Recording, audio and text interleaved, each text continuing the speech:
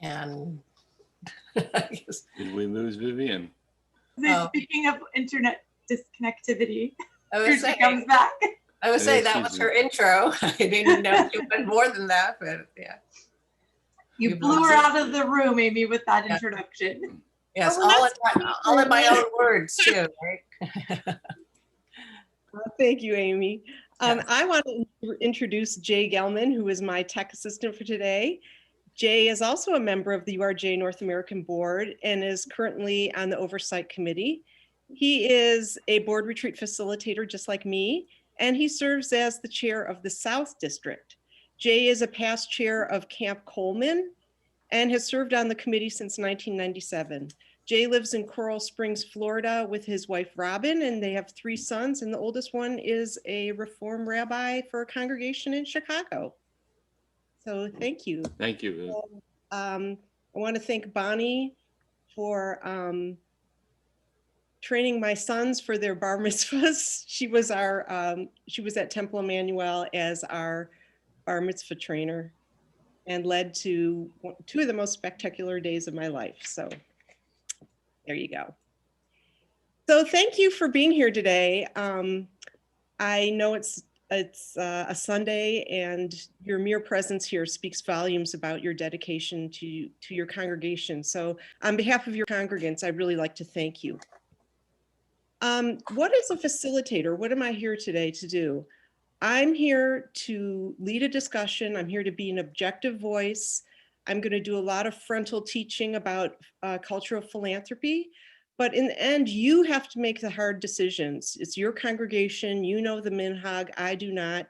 It's up to you to make the tough decisions. So let's go through the ground rules for today. Well, let's go through the goals for today. Our goals for today are to understand the difference between fundraising and philanthropy, learn the essential elements necessary to build a culture of philanthropy, understand your role in building a culture of philanthropy, and learn how philanthropy plays a key role in a congregation's relational engagement strategy, particularly the work you did with Deborah Naish. This fits perfectly into all the work that you want to do about building relationships. So what are our ground rules for today? First of all, this is a safe harbor. I want everybody to feel safe here. Confidentiality. I like to say what's said here stays here. What's learned is what leaves here. Wait, W-A-I-T. Why am I talking and why am I not talking? If you hear your voice too frequently, you're probably talking too much. If you don't hear your voice at all, you're probably not raising your voice enough. So let's leave room for everybody to be able to sound their voice today. Record keeping. So Jay will be recording this session so that those who couldn't be here today will be able to participate and understand what went on here today. And also Amy has said that she will be taking notes.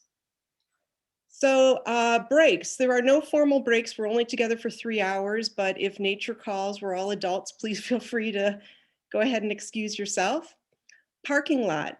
So this is if we stray way off topic, and I feel like this is a topic that you should address at a future board meeting.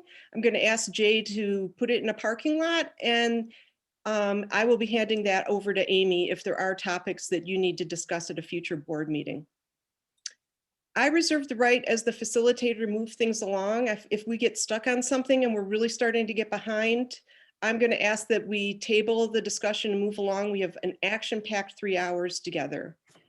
Unplug and replug. And by this, I mean, look, I understand we're not all together in the social hall like we normally would be if this was last year. We're all at home or wherever. There's lots of distractions. Please really try and concentrate. Let's get the most out of these 3 hours together. And finally, we're going to be disabling the chat function to help you concentrate. The only chat you will be able to do is to everybody. So watch what you put in the chat. Finally, a little tech hint. If you would like to see less of the PowerPoint presentation and more of the faces on the screen, you simply put your cursor over the right side of the PowerPoint and drag it towards the left, and it'll start minimizing the PowerPoint. Okay? Sound good? Great. And if you have questions, please put them in the chat and Jay will let me know if I don't see it that there's questions. Or you can raise your hand. Has everybody been on Zoom a lot? You know how to raise your hand in the reactions? Okay.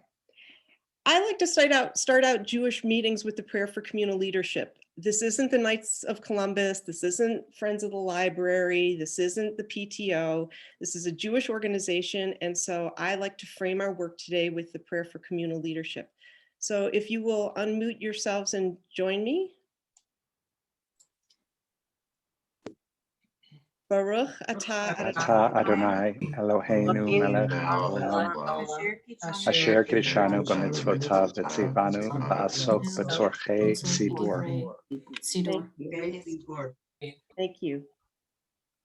So we're going to take a quick glance today at some Jewish text. I just want to show you that philanthropy is not a foreign to Judaism. In fact, it's very much in line with Judaism. So if we can say the prayer for the study of Torah. Baruch atah Adonai Eloheinu melech haolam asher kiddushanu b'mitzvotav v'tzivanu la'asok b'divrei Torah. Okay, if I could have somebody unmute and read the first text for me? Just any volunteer? I'll do it. God spoke to Moses saying, tell the Israelite people to bring me gifts. You shall accept gifts from me from every person whose heart is so moved. Okay. Continue? No, anybody have anything to, what's going on here? What's going on in this piece of text? We read this just very recently. Does anybody know what's going on in this text? So the Israelites are wandering in the desert, correct? And they are about to build the Mishkan. And God says, bring me gifts. Everybody should bring gifts whose heart is so moved. So how does that relate to creating a culture of philanthropy? Can anybody unmute and just say a few words about what this means? How does this correlate to our discussion today? I'm sticking on that, whose heart is so moved, and that we have an opportunity there to move hearts, to inspire giving. Very good. Thank you, Bonnie. Okay, would somebody like to read the second quote? Come on, brave souls. I'll do it. But repentance and prayer and righteous giving temper judgment's severe decree. Where is this from? Do we remember hearing this over and over? What is this from? Yom Kippur liturgy. Exactly. So how does this relate to today? What we're talking about today? What's righteous giving? What are we told on Yom Kippur? Is giving to our synagogue righteous giving? What do we usually do? I mean, I know in our synagogue, there's always a Yom Kippur, the president gives a speech, and then there's an ask for money. So we're told that this tempers judgment's severe decree, correct? Okay, so this is part of Jewish text, correct? Mm-hmm. Okay, so who would like to read the next text? I'll go.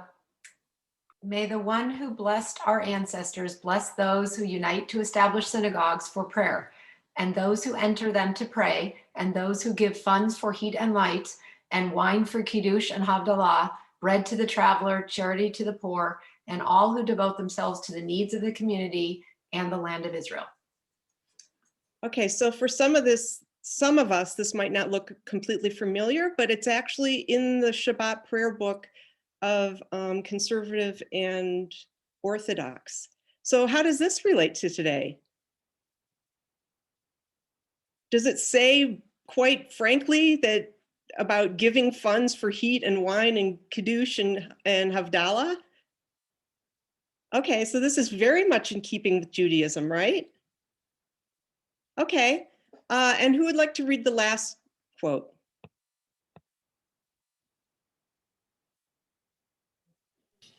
I'll I do will. it.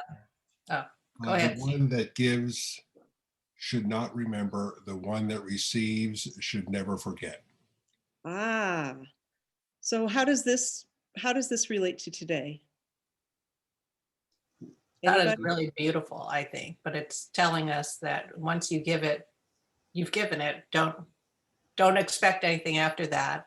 And of course, if you are the recipient, you should always be grateful and remember that those acts have happened on your behalf. Very nice, thank you. Okay, so I hope this was just a real quick flyby, but I just wanted to show you some examples of how this is not foreign at all to the principles of our faith. We're going to do a real quick icebreaker right now. I'm going to send you into Jay is going to send you into 5 breakout groups. I want you to answer one of these questions, just one, share the answer with the people in your group. And I want a scribe in the group just to kind of get the general answers. It doesn't have to be the specific answer that why you're a member because your Aunt Sally was a member, just the general feeling of your group. And that person will be reporting back to the group, the large group, in 10 minutes. So you have 10 minutes in a breakout group. We will put these questions in the chat so you can see them when you're in your breakout room, okay? Each person will have about 2 minutes just to give a very brief answer to one of these questions. Any questions? Everybody got it? Okay, Jay, do your magic. 10 minutes.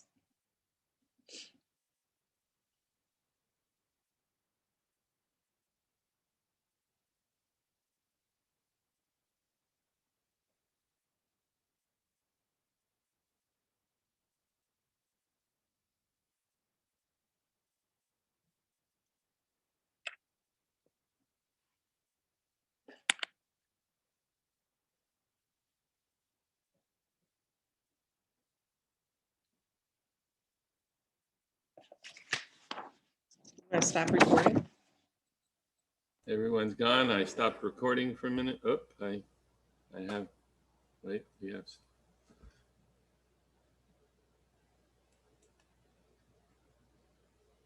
Oh, I went into a group. Icebreaker. I should not have. How did I get into a group? Move to main section. Oh.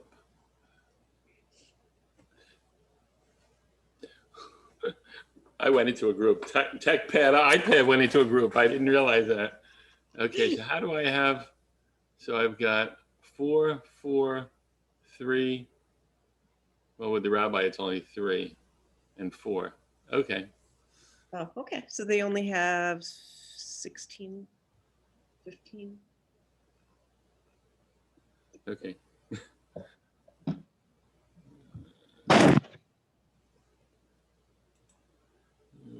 Oh gosh, I have to move. Okay.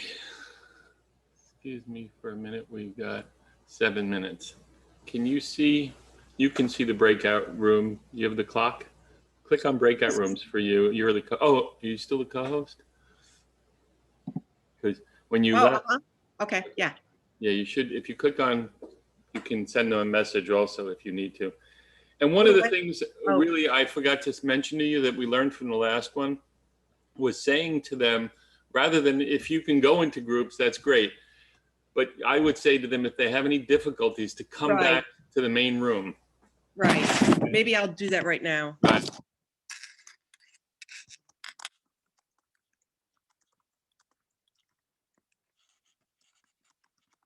This one's not that difficult, but on the other ones, for sure, you want to do it because, you know, it becomes more challenging for them.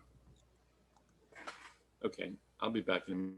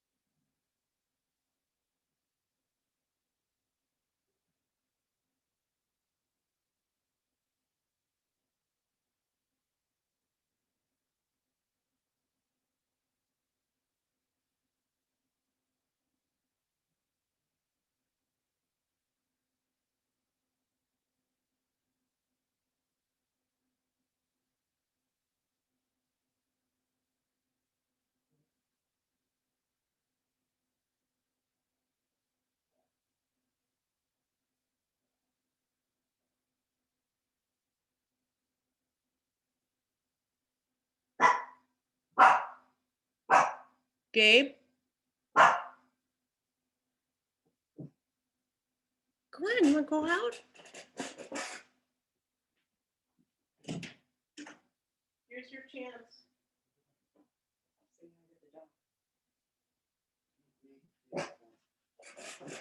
They're in breakout rooms. Hey, Vivian, you having a treat? Does he get a treat? I don't know, that's up to you. Treat is being in our treat.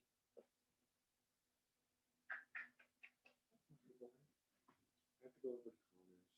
Okay. Finish the thing for Trey Wood. Make it here though, and just bring it there and have them stick it together.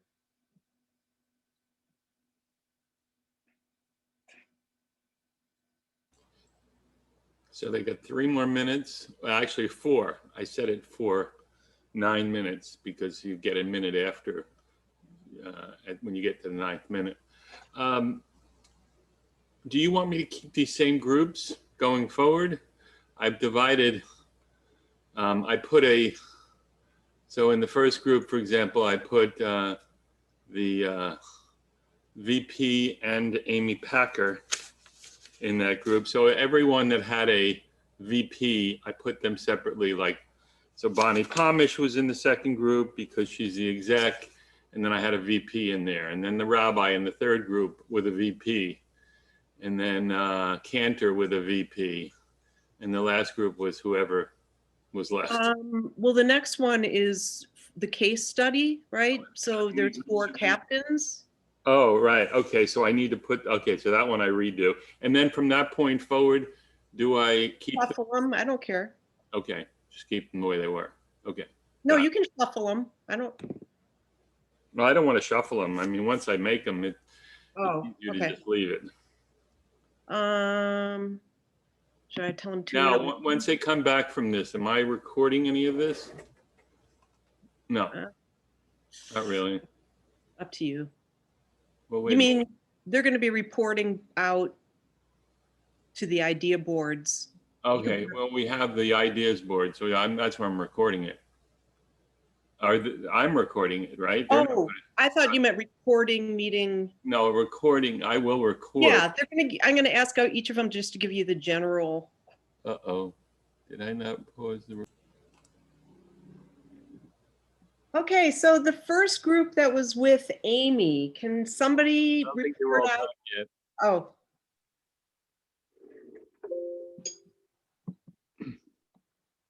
Dad help you? No. So you're off to see, he said to figure out if my computer can read move files. Okay, are we all back now? Mhm. Okay, the first group number 1, that was with Amy. Can somebody report out just overall the answers you received to these 3 questions? Why did I join? Memorable experience? And why is Temple Beth El a place that you value? Well, we each sort of picked one type thing. So for Bonnie K, it was her dual B'nai Mitzvah with her son, which took place, I guess, maybe almost 20 years ago. For Kim, she has created the Child Spree, which is become an annual community supported shopping spree for what would you describe, underprivileged children and teens Orphans. And orphans. and orphans and things like that. And That's then Kat was describing, which was surprising. I've known Kat for a while, but when she got married, there was no expectation of any kind of Jewish thing other than giving the opportunity for children. But when she went to her first Kol Nidre Spirit service, she was moved so much by not only the way she felt in terms of how she, in that space, she felt this community connection and almost a presence of God. And she's not a big God believer, but if there was that, this is what she, I guess, imagined it would feel like. And it was very moving, and so much so that more or less initiated her Jewish journey to eventually having adult B'nai Mitzvah. And then the other thing is she's been very much a part of our women's retreat. And for all of us who have gone to the women's retreat, that has been an amazing experience. And it gathers in women from all parts of our community and on the periphery of our community. And it's always just an amazing weekend that we all enjoy. And then for me, I've been a member of Temple Beth El for 30 years, and it has very much affected who I am and how I believe and things like that. So it is nothing in my adult life other than parenthood, I think, has changed me as much as being a member of the community. Beautiful, thank you. So Jay, one memorable experience was a dual B'nai Mitzvah. Okay. And I'll just add, sorry, that under why did I join, it's Child Spree, S-P-R-E-E. Thank you. Sure. Bonnie's group. Would somebody share just an overall general What was the memorable? I'm sorry, I wanted to. Dual B'nai Mitzvah. Dual B'nai Mitzvah, and actually the women's retreat would be the memorable experience, I think. So are we ready for Bonnie's group? Sure. So for Bonnie's group, Carolyn said why she was a member of TBESOC is because it's our Jewish home. She's been a member for over 20 years in connection to the people and has connections to the people and the organization. And Steve said is where the Jewish community is. There isn't a lot of Jewishness outside of our temple community, and it's the people you meet, the culture, the center of our Jewishness, and we have to support it. Am I talking too fast for you, Jay? No, you're fine. I'm sorry. I was recreating rooms on the first go around while you were, so I missed some of it. Excuse me. No worries. And then for meaningful experiences at TBESOC, Bonnie said, beautifully described her 10th anniversary with it, how she and Patty celebrated it with a Jewish wedding, and how meaningful and how it was such a milestone in their Jewish journey. And for me, it was joining hands at the women's retreat as we sang the Shechianu. I remember the feeling and the connectedness to God. Shekinah was there with us then. And Carolyn mentioned the Sherry's holiday workshop, and how it was brought together women of all ages and built a community and a mini chavara. Steve mentioned Phyllis, actually, his wife, connecting with Sherry in their cooking class. And then why TBE is a place we value. And I didn't even write who wrote this. I think it expressed all of us, was finding roots and perpetuating our lineage. Oh, this was Bonnie. And building synagogue and support and community and for the future. Very nice. Thank you. Okay. What about the group that included Rabbi? Who would like to report out about that group? Okay, I was just nominated. Thank you, Tamara. Tamara nominated me. So I didn't take notes in our group of who exactly said what, but interestingly, all three of us sort of focused on one or two things. The first being just strictly the relationships that we've built and what they've come to mean in our lives, both from being on the board as a different thing, relationship with the rabbi, but also just friendships and sort of the quality and authenticity of the connections that we strive to build. And then the second thing that some of us talked about was that the opportunities given in the dual affiliation that Tamara mentioned, that she had a chance to join with her family when she came here and sort of not need to jump into one box or the other, but have the opportunities to do things from both conservative and reform experiences, and to be able to sort of, cross across those boundaries and not worry about the boundaries being there. So that was the two things for us. Nice. Okay. What about Cantor's group? Does somebody from that group want to tell us briefly?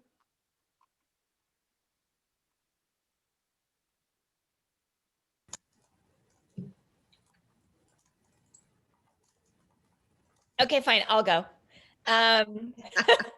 It was fun to, you pop into a room and you go, oh, yay, I like everyone who's on the screen. It's just a sweet moment. And I don't know that I would have popped into any group and not thought that. So that was the first kind of warm, fuzzy feeling that we all had. A couple of folks shared specific experiences. I heard a dual b'nai mitzvah, so going back to a time way back when. But the general overall feeling was kind of your Jewish home. It just felt like home. I'm here because it feels like home, and that's that warm special, whether it was choosing the place as a job or choosing the place for your ECC children. And with my little marketing hat, I'm thinking, your Jewish home in South Orange County, like we need to kind of capture that and share that with others. So it was a nice opportunity to share. Very nice. Thank you. So what are some of the takeaways that you, after seeing all these answers, what are some of the takeaways that you have from this? Just feel free to either unmute yourself or put it in the chat. Any takeaways? Did you talk to people that maybe you normally don't talk to? I see a lot of relationship building. And did this give you an opportunity to learn something new about somebody that you didn't know before? So one of the key takeaways that I want you to take away from this is that by listening to others, by having conversations with others, by being in relationship with others, that's how we begin to build a strong foundation for our congregation. It's listening to others, learning their story, okay? So that's one of the key takeaways that I want you, besides all the wonderful fuzzy feelings, but also that when we listen to people, when we hear their stories, we begin to connect and understand where they're coming from better than we previously did. And that we need to start talking to people that we don't normally talk to and listen, okay? So let's start to talk about the differences between fundraising and philanthropy. So Jay, if we can go back to the PowerPoint. Oops, sorry. Sorry. That's okay.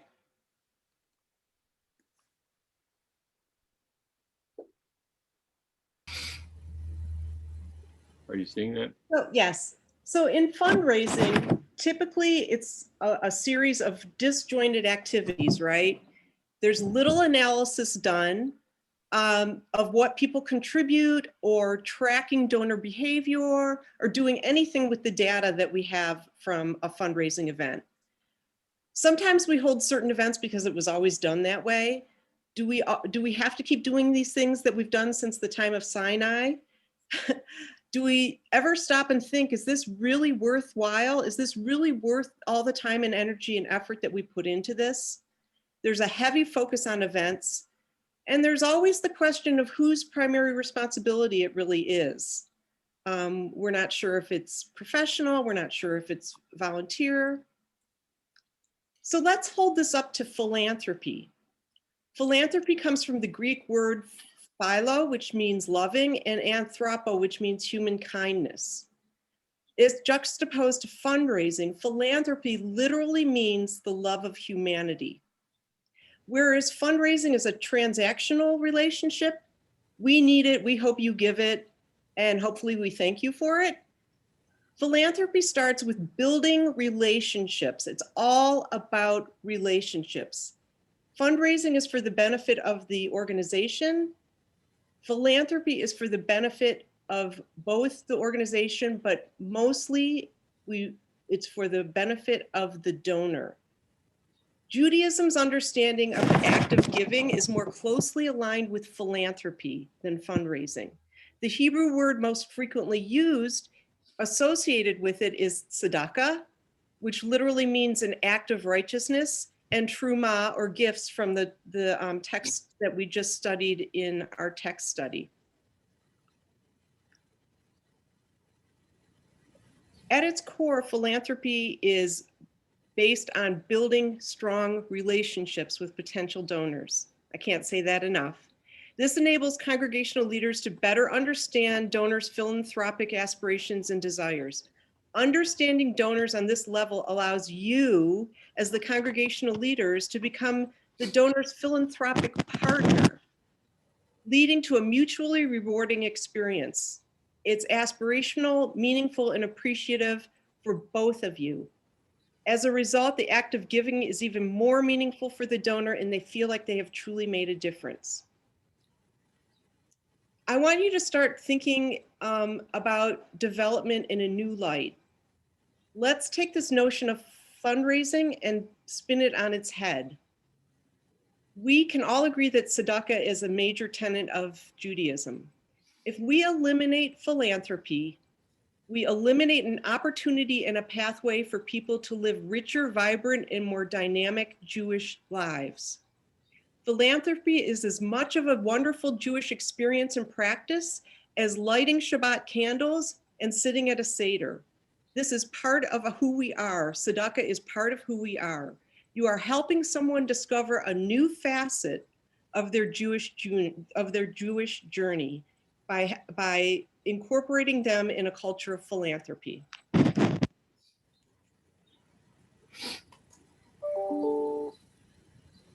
Philanthropy helps build a sacred, can you move to the next slide, please? Philanthropy helps build a sacred partnership with those who financially support the congregation, and it treats each and every contribution as a generous and Jewish act. When you honor and thank a donor, you build a sacred partnership, and it's truly a Jewish expression. Every gift is a Jewish expression. So now I'm going to break you into 4 groups. Each group has a captain and they know who they are. Each group has a unique scenario that your captain will read to you. I want you to answer the questions as a group based on what you have just learned so far about philanthropy. And the captain will be the scribe and report back to the main group in 10 minutes. Okay, everybody understand? And the captains know who they are, and they will read the scenario to you. Each scenario is unique to your group. Okay? I might have just add, if you have any questions during the process, you can always come back to the main room and we can send you back. All right.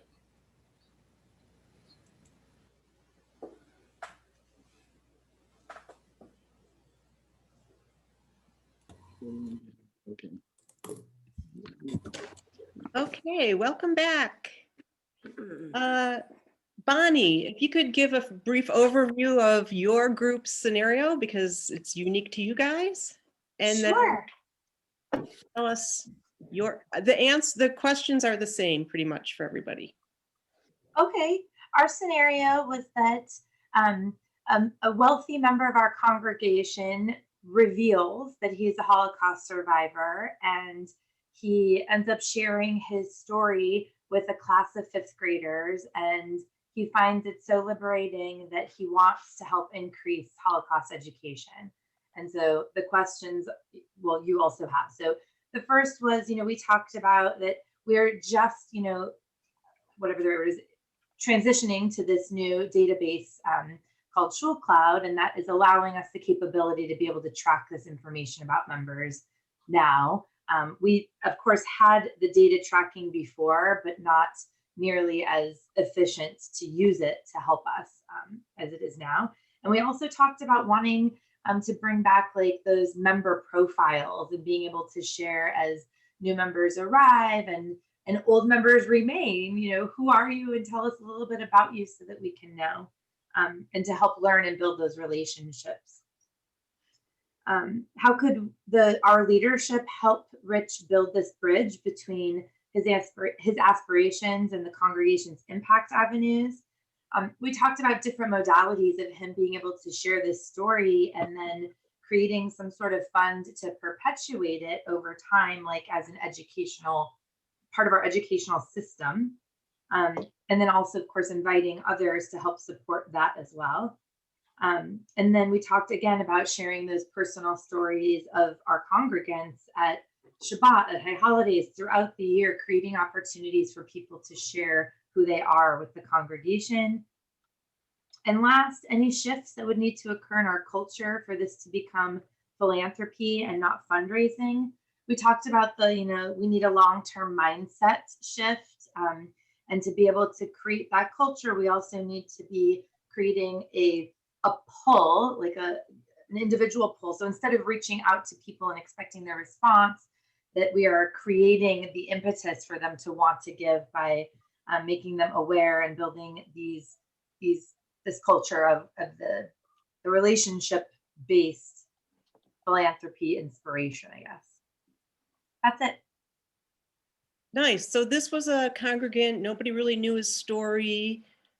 He was invited to speak to a fifth grade class. He suddenly revealed his story and he found it very liberating and suddenly wanted to do something and enhance Holocaust education at your congregation.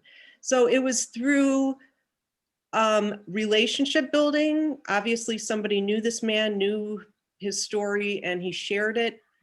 And that's how this began, okay? Amy's group. Before you go along, I just want to make sure I captured what they had said, so. Bonnie, is that?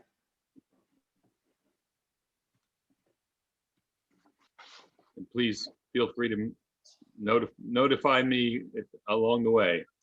The only piece that's missing, I think, Jay, is that bridge building that we talked about, like creating some sort of fund that people could then support these ongoing educational efforts.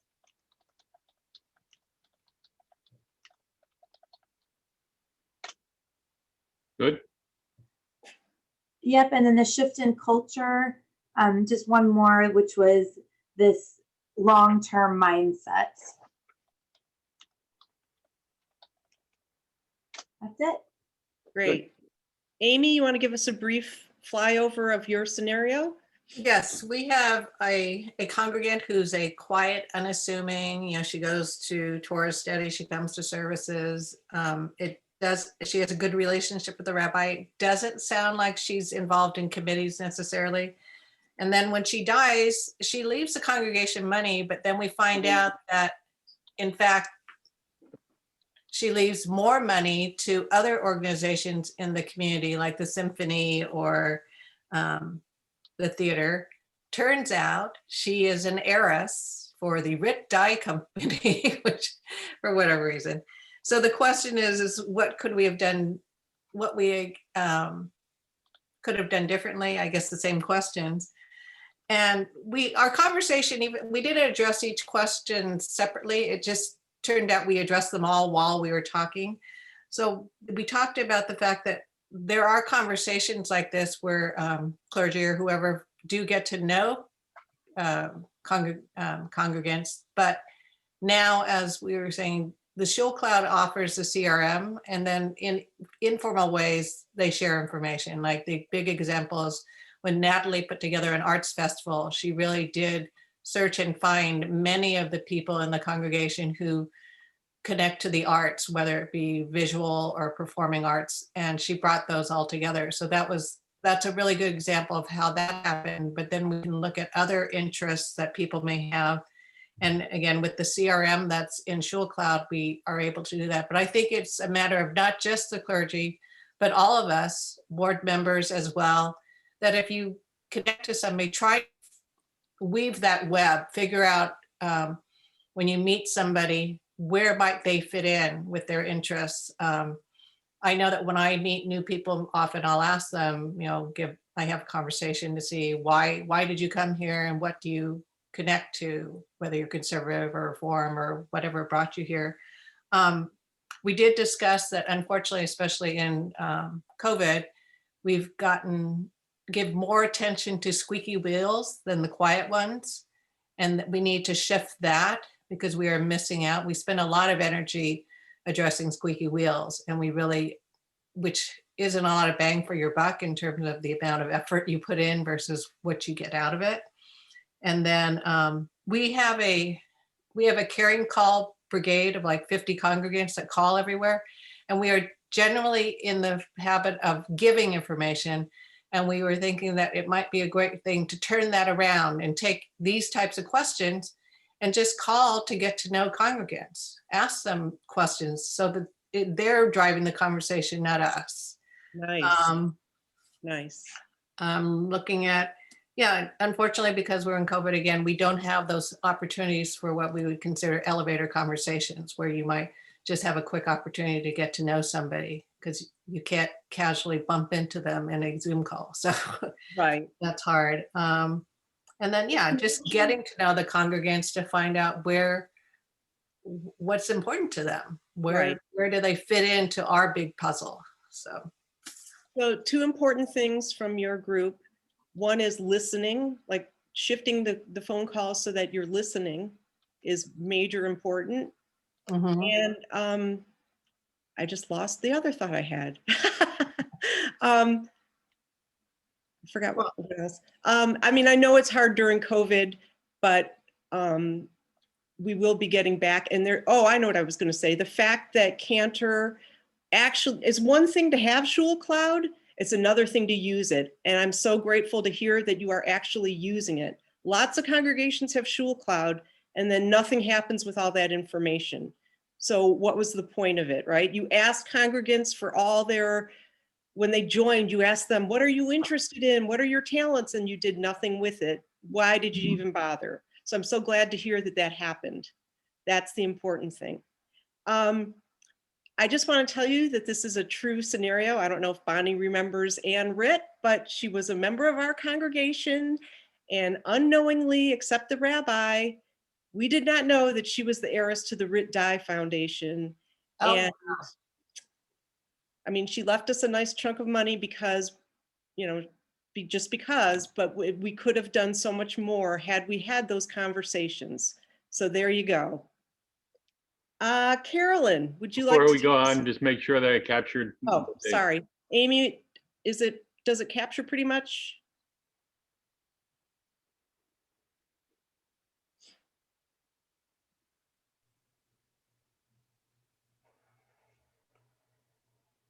You're on mute. Right. Yeah, basically it was more listening, getting to know people. And so. Okay. So our scenario was a 13-year-old girl had just recovered from a case of COVID-19 that had her hospitalized and in physical rehab, but through it she was determined to become a bat mitzvah. And the B'nai Mitzvah tutors and teachers worked really hard with her to keep her motivated and help her reach her goal. And the parents were very grateful and wanted to express their gratitude in some way. So our first question was asking if we track the activities of congregants or learn about their interests, so we would know. And we said, yes, in the case of a family, obviously, who's going through the B'nai Mitzvah programming, we would, but then there are people who may not connected in that specific way who we might not. And then how could our leadership of TBESOC help them to build the bridge between their aspirations and the congregation's impact? And a lot of what's already been said was a lot of what we said, which was a lot of listening, that we have to have conversations about their families' needs and desires, congregants' needs and desires, and what they connect to. We talked a lot about, which was what we even said earlier, was relationships, building relationships with them to see what their interests are, and what would be meaningful for them. And then would we have to shift to occur, which we all had the same question, for the culture to go to philanthropy and not fundraising? Oh gosh, my dog just started barking, sorry. And if so, what are they? And we said that we do some, but then we do know that there are people who don't feel connected and wouldn't, a lot of times will do things like programs like the gala or capital campaign or places where we need funds. And we talked about that we're setting the terms of that giving as opposed to them setting the terms for that giving. And we want to know what congregants love and want to grow and support. And one example that I gave was it's easy for like parents in the early childhood center to feel that connection because they're directly seeing their children and they feel that relationship. And so it feels more of a philanthropy feeling where people want to dive in and become involved in that because it's with their children. And sometimes we don't see that in other areas. And Rabbi talked about the Pathfinders program that's coming up that is going to be doing a lot of listening to what people's Jewish experience is and how they can grow and learn and where that might lead them in different interests in the synagogue or in whatever their goals, their Jewish goals. And Robin made a good point of the JJA, the Jewish Justice Advocates, that people who are involved with that feel really in their hearts, feel really connected and want to give because it's a value that they have. And so we need to find ways that other people feel that connection to what a value in their heart by really listening and having those conversations and building those relationships. Nice. Is there anything Jay omitted? I mean, a lot of the things are repetitive in what we've kind of seen in the other ones. So I think we got it. I think we're good. Okay. I mean, I would just add a little note there about the shifts in culture is I'd also just put the Pathfinders program in that. We're piloting it as a program, but the real hope is that it will become more of a core part of Temple Bethel culture, which is really just these opportunities to really listen and hear about how people want to grow and what's important to them and how they want to engage with Temple Bethel, because it seems like those conversations are really the foundation for the philanthropic invitations. Nice, thank you.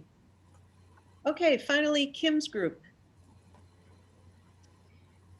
All right, so our scenario, we have a congregant, Minnie Pearl, has lost her 90-year-old mother and would like to create a physical tribute to her. Minnie shows up regularly to Audacious Bakers, and she often comments that it was her mother who instilled the love of baking in her. So for the first question, we think we're just so-so at tracking the activities of congregants. Now that we are with ShowCloud, as people have mentioned, there's a lot of other capabilities to track if we want to have something for people in a certain demographic. People track their hobbies, interests, they want to be in sisterhood. Any chances for going to TBE events, clubs, reading groups, tourist studies. And now that we are a year into all this culture of technicality, no, not technicalities, technology, there are more and more congregants who are becoming savvy and comfortable with using these tools. One of the biggest downfalls we feel is that we, as the leaders, need to be trained better on ShowCloud. And hopefully it's new and we've broken in the program enough and worked out all the bugs where we can get better training, which will then help us on these calls that were mentioned earlier. That will help us enable in tracking these people's interests and then actually doing something about it. And we are on now the third round of those calls. I feel like we felt that we also have a little bit missed a very important element of these calls, and that is to sense where they are and plugging in their energies, possibly money and so forth. So we need to just really strive to talk to these people instead of just leaving a voicemail. Now, how can leadership of TV help? We feel that a personal invitation to something is very important. Have a sit down, meet them for coffee, or, it would be, you could do Zoom, which would be the least, personal. But contact that person, make a list of all of her interests. And we already know it was her mom that instilled this love of baking. Well, so maybe she wants to do something in her mom's honor. Maybe there's something in the kitchen she can dedicate. Maybe they can name the group of audacious bakers after her. There could be a high holiday honor, not an honor, but a memoriam for her. And then also during that discussion with clergy, they could introduce something like cooking for Kavanagh and Shabbat luncheons, which we need funds for, and they involve something that she's already interested in. Really good point about clergy taking over this kind of thing is that a phone call or an outreach from clergy is like super memorable. And so that would be great. And when people get contacted like that, they feel they have to pay back. They want to pay back. Just like when we do a hinenu something and we reach out to someone when they're in the hospital, when they get better, the first thing they say is, how can I be part of this group so I can do the same thing? That's a huge, huge, huge connection. So, I mean, that kind of combined B and C, how to shift. But it also comes back to not just the clergy. The clergy needs to report it, and then we need to have a better shift of who takes the ball, who passes who to pass the baton to next. Okay. Done. Did Jay capture your group? Do you feel like I haven't even looked down from my notes, so I'm going to say yes, he did. Okay. Okay, so I think some really good points were brought up, and you have a better understanding of listening to conversations, listening to your congregants, understanding where they are on their journey. And there's always openings for a philanthropic interaction if you really get to know somebody. Okay, Jay, let's go back to the PowerPoint if we could. So now we're going to talk about the essential elements that are needed to create a culture of philanthropy. And the three most essential elements are a development plan, moves management, which is called recruit, engage, retain, and then appreciation and acknowledgement policies. So let's talk about the first component, a development plan. So let's be honest, for most of us, for most congregations, the development plan is simply a number that we plug into the fundraising line on our budget, right? There really isn't a plan put in place. In a culture of philanthropy, there's an actual written development plan for every single strategy, how the money should be raised, who's responsible, what are the metrics of success, what is the timing?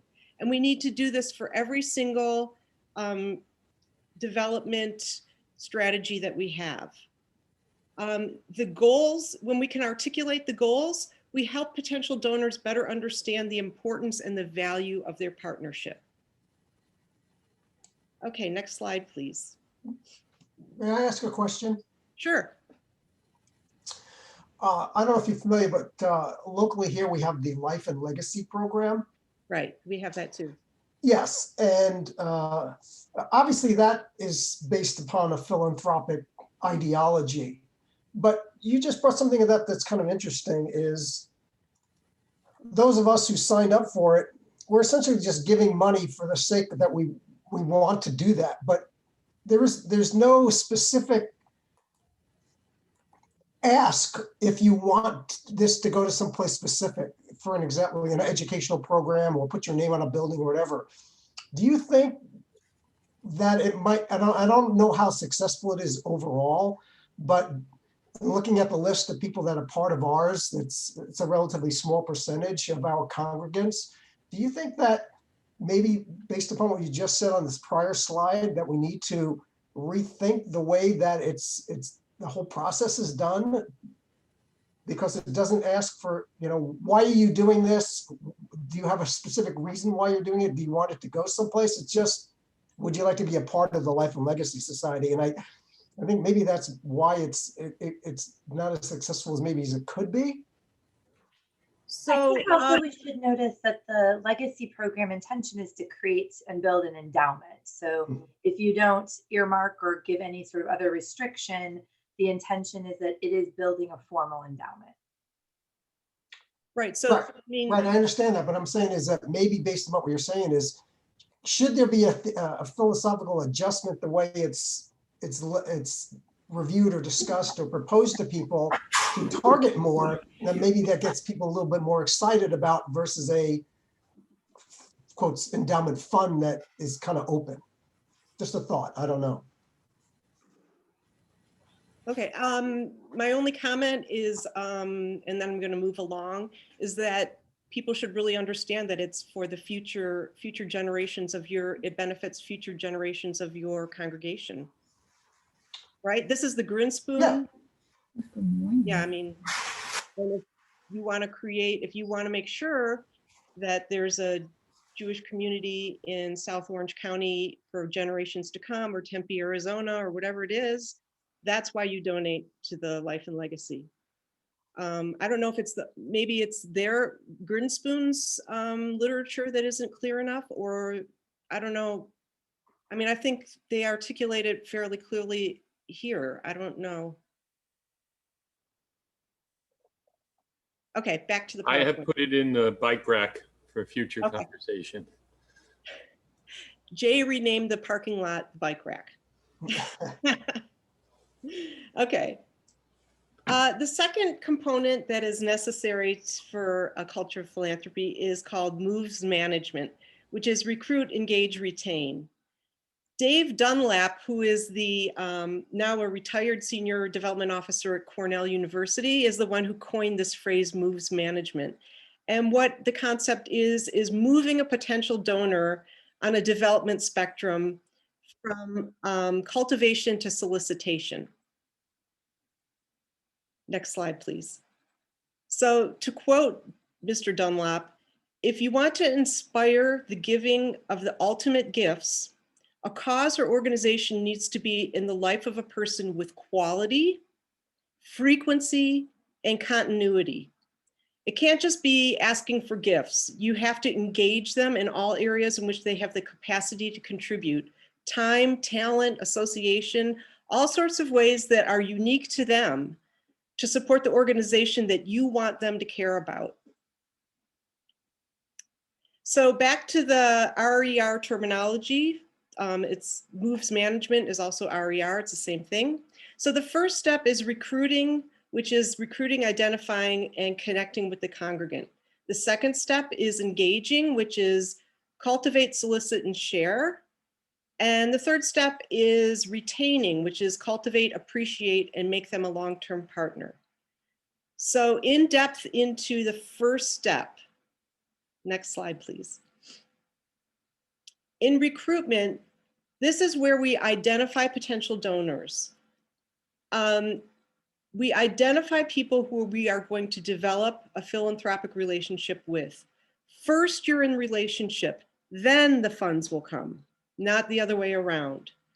Rating. This may seem like an awkward thing, but it's really important to do. And I'm not saying that every gift, we're still back on the last slide. Jay. I'm not saying that every gift is not important. Every gift is important. But let's be honest, all congregations have limited human resources, both volunteer and staff.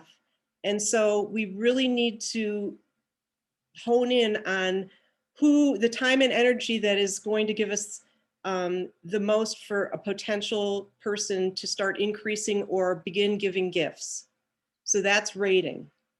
Connecting. Once you have determined who you want to approach, you need to actually make the connection with them. And of course, tracking, we're always tracking people's activity. So now, next slide, thank you.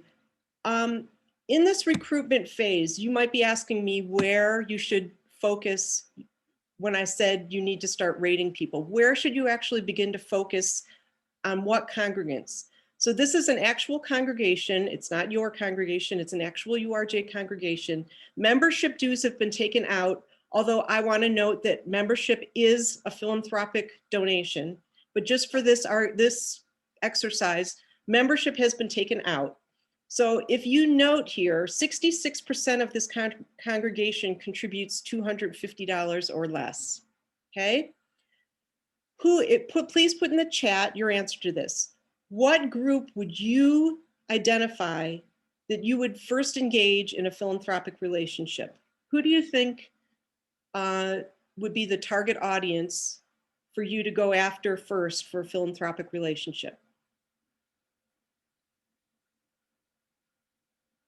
Put your answer in the chat.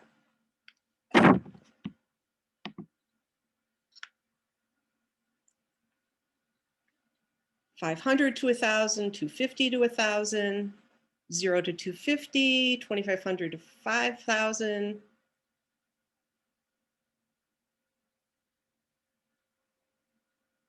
Okay, so we have all kinds of answers. So really, the greatest returns would come from those who are currently giving $500 to $1,000 and $1,000 to $2,500. Just think of the huge impact that would happen if those people doubled their gifts. Think about how much money that would be. So that would be where you would first want to channel your energies. Okay, so the second set of this is engagement circle or cultivation.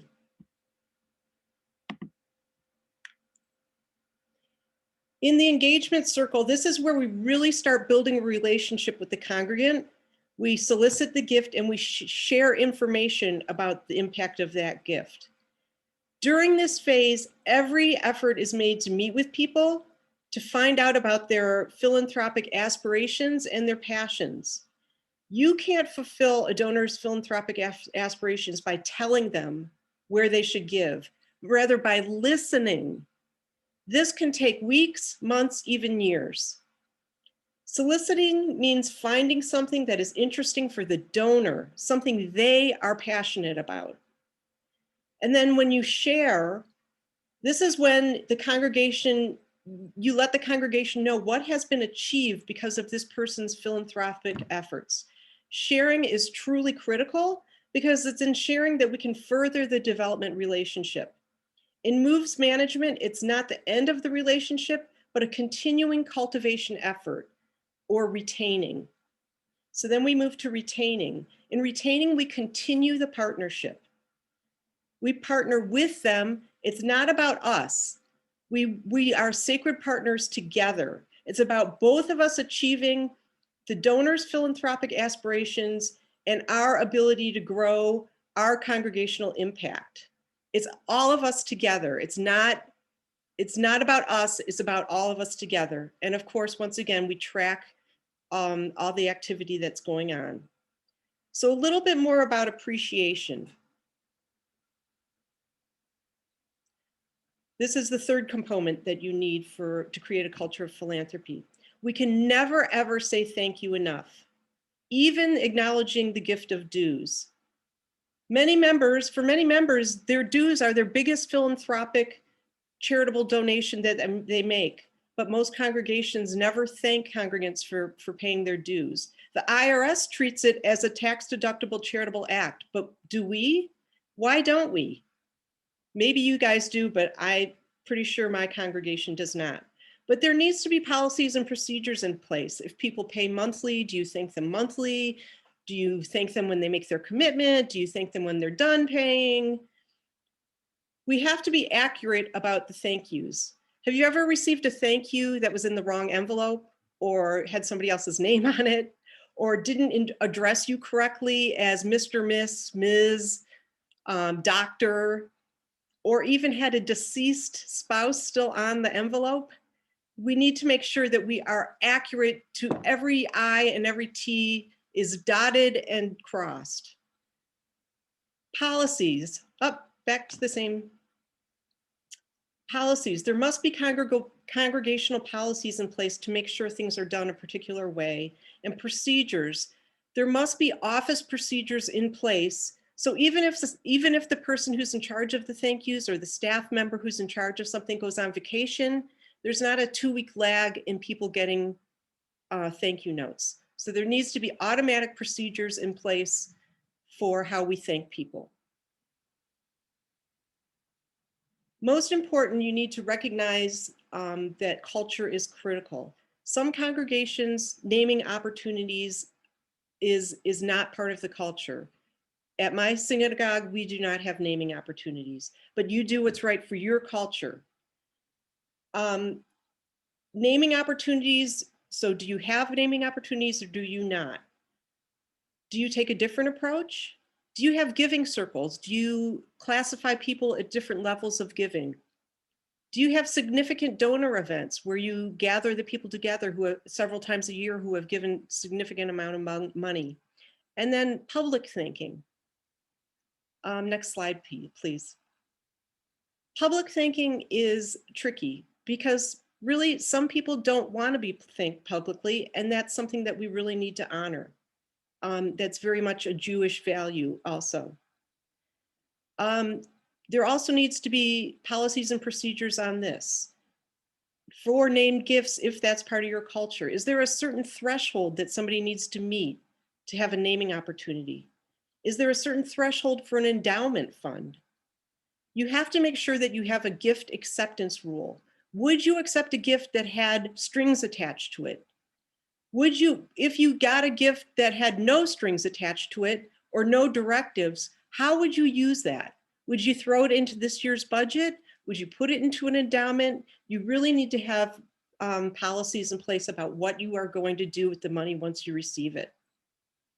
So now I'm going to break you back into 4 groups. And I want you to pull up handout number 2 that you received in your packet and printed out, hopefully. We're going to take a look at some of the things that we currently do and generate some ideas about what we could be doing on some of the information that you just learned.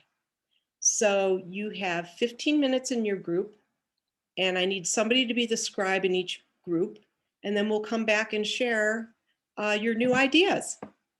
Any questions? Great. Jay, do your magic. I just put it in the chat too. So what we currently do, we said we rarely do it. We did it for the capital campaign, for the gala, for the Kol Nidre to a limited extent, and a smaller scale for the ECC. But I put in the chat all the things that we thought we could do, what else we could be doing. So that's building relationships. Oh, did I not hit? I have to hit send. So sorry. So it's building relationships, listening, finding members' values, and the comma and blank spaces, banking them, identifying purpose of the campaign. And then we had a question, is the development plan talking about every event that we do? Another thing we raised was asking how this event is setting up the recruiting, engaging, retaining, and changing from fundraising to creating a culture of philanthropy, and identifying where our members' interests are. And after impactful events, following up and asking how can we support more programs like this, and or encouraging a donation in honor of this wonderful event. Okay, so this is all under development plan? That's, well, we spent a lot of time on that and didn't get to a lot of the others. Okay. Finally, Kim's group. Okay, so just to be clear on for our group, we're just doing the doing right now, right? Or we're doing what we could do better, both. Both. Okay. So I don't have anything, we don't have anything new to add on the what we're doing as far as creating new plans and things like that. But one of the things that we could do better is better communication and coordination between the VPs and the different committees on the events and how they're laid out, and coordinating those strategies. Great, thank you. Vivian, can I just ask a point of clarification? Sure. Just on that first one, on creating and carrying out development plans that include purpose, goal, and strategy for every event, we were kind of interpreting that as really a question that we had. Does that mean that every event that we do at Temple Bethel, we have a development plan associated with it? And then if that was the case, that was where we were headed in the direction of, well, we're not going to do that for every event, but maybe more of the events that we know have bigger impact on people, like women's retreat, meditation retreat, whatever. We know those have, so once we get the feedback from congregants about how that impacted them, we could then follow up one-on-one and find out, how might you want to support things like this more in the future? Right. So I would say for major initiatives that there should be a development plan. I mean, obviously little tiny things, maybe not so much, but things that have great impact not only on the congregation, but also on the lives of the donors, I would say yes. I mean, at least start getting in practice for the major ones. Yep. I know it's labor intensive, both as a professional and as a volunteer. But I think it's really worth it. And I think the donor has a better understanding of what they are, what they are a partner of. Yeah, thank you.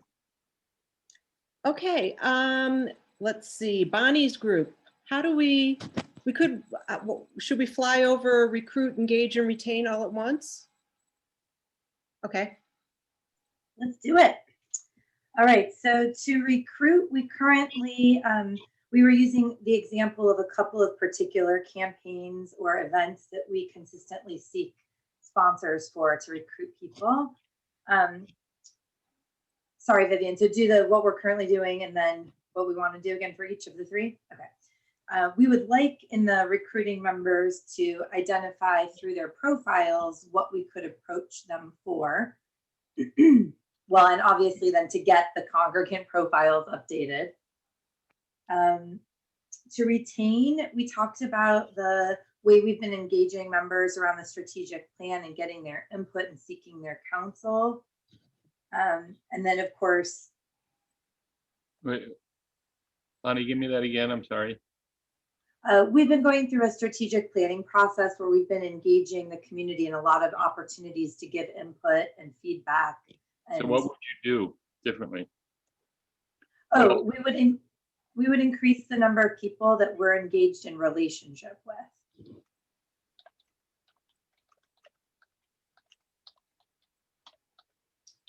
For thanking members, we currently are sending. Well, let's just do recruit, engage, and retain. Oh, sorry, retaining. So the strategic plan and getting involvement that way. And then we would increase the number of people that were engaged in relationship. I think I did them all. Perfect. Oh, I'm sorry. I know what I missed. I missed engage. Okay. To engage members, we would continue the, what we're currently doing is committees around everything. So engaging people around initiatives. And what we could be doing is using this transition from COVID times to back as a place for the opportunities for changes and heightened awareness around what we're doing that's different, experimenting. Okay, did Jay capture? Did you capture your group?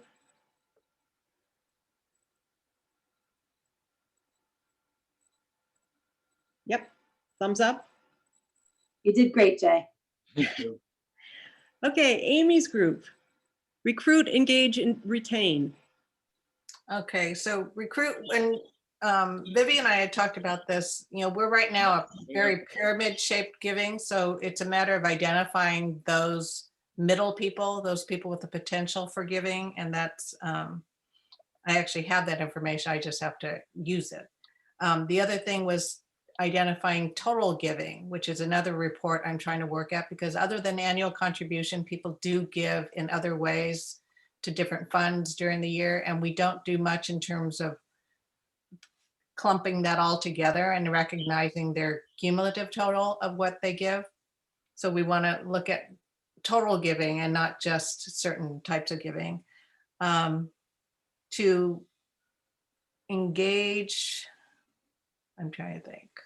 We kind of, our conversation was kind of all over the place, but I do know that for, I think it's just all about communication and building those relationships that we've been talking about. Is that people have to feel like, in fact, we have fundraising coming up for rabbinic support. And I do know that before we can ask, we do have to get to know our congregants and have them get to know us. We have a chat with the board that's going on right now. So we're trying to make the board more accessible and vice versa. So that, again, that's building relationships so that people aren't feeling like they're giving to total strangers. They know who we are and we know who's in charge. And then retention is just ongoing, I guess, acknowledgement. You have to acknowledge that. And we don't have anything, we don't overly think. And that's what we probably need to do more of. Okay. Does it look like Jay captured what you were trying to relay? More or less, I guess. Okay, Carolyn's group, recruit, engage, retain. I'm gonna give it to Robin again because she was our scribe. Okay. Robin, did you write it in the chat? So I put it in the chat. What else we could be doing? What we currently do has been described by the other groups, and we also mentioned the Tzedakah board that we did. If there were certain families asking if they wanted to contribute to a matching fund to the Tzedakah board, to be our Tzedakah board builders, and giving them an invitation to participate in a meaningful experience. So that was what we were currently doing or have done in the past. And so in the what we could do better, it was letting people know what they could be doing.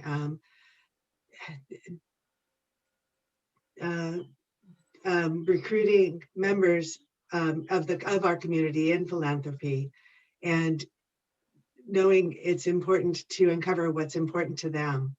That we notice that we keep seeing the same people over and over again at our things, and we want to bring more people in and reach out to everyone in the community, and create opportunities so that people feel connected. And we're hopeful that the Pathfinders program will really do that for us.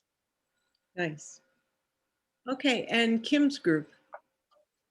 All right. As far as recruitment, I mean, some of the things that the way people are being acknowledged, or we're utilizing some of the ask is high holiday honors and the legacy program, and also utilizing or seeing more of the utilization of some of the buttons that are in the events, you know, additional donation or whatever, using that electronic engagement as people are registering or participating in different events. And an area that is underutilized that we could do better is tapping into the ECC group that's already engaged.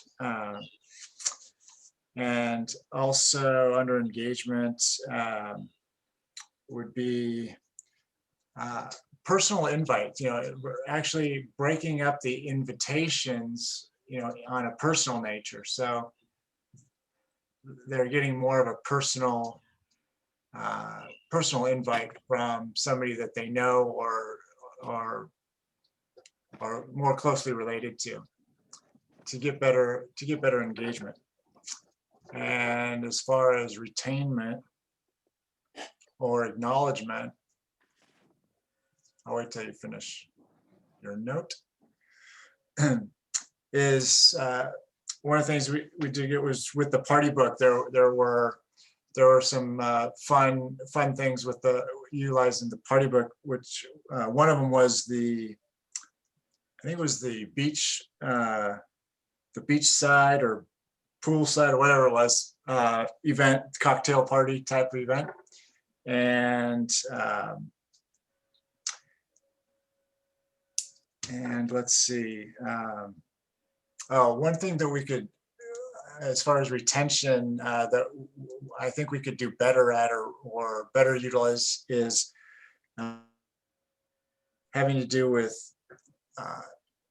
better program or marketing to the kids that are through the B'nai Mitzvah, to get them more engaged in ongoing programs as they get a little bit older.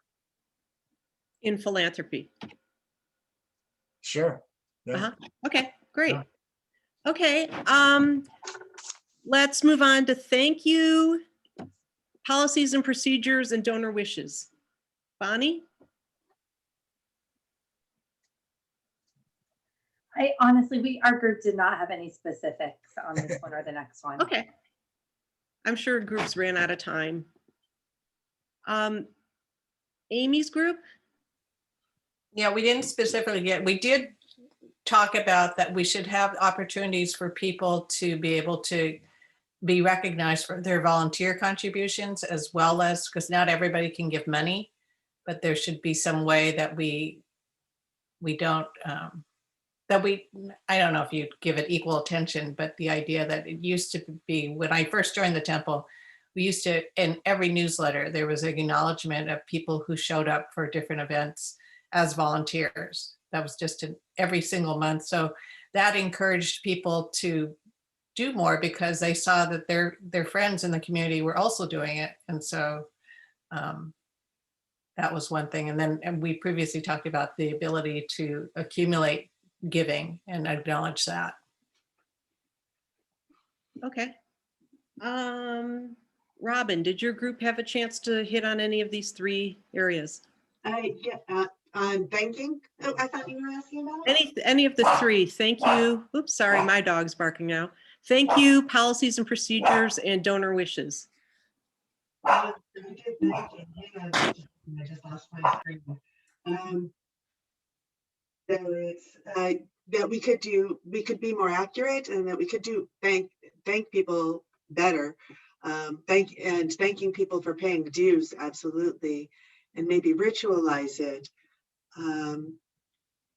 and celebrate the opportunity when people have made contributions.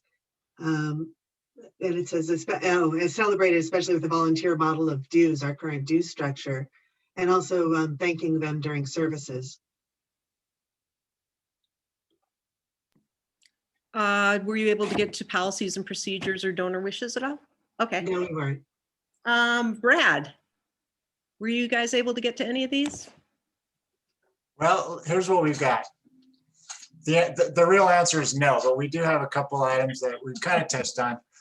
And under thank you, we won't add anything there, but under policies and procedures, we're not clearly aware that we have a very specific structured, thank you and acknowledgement of, different actions. Somebody does this, this is the thank you that goes out. This is the phone call and have an actual structured plan for that.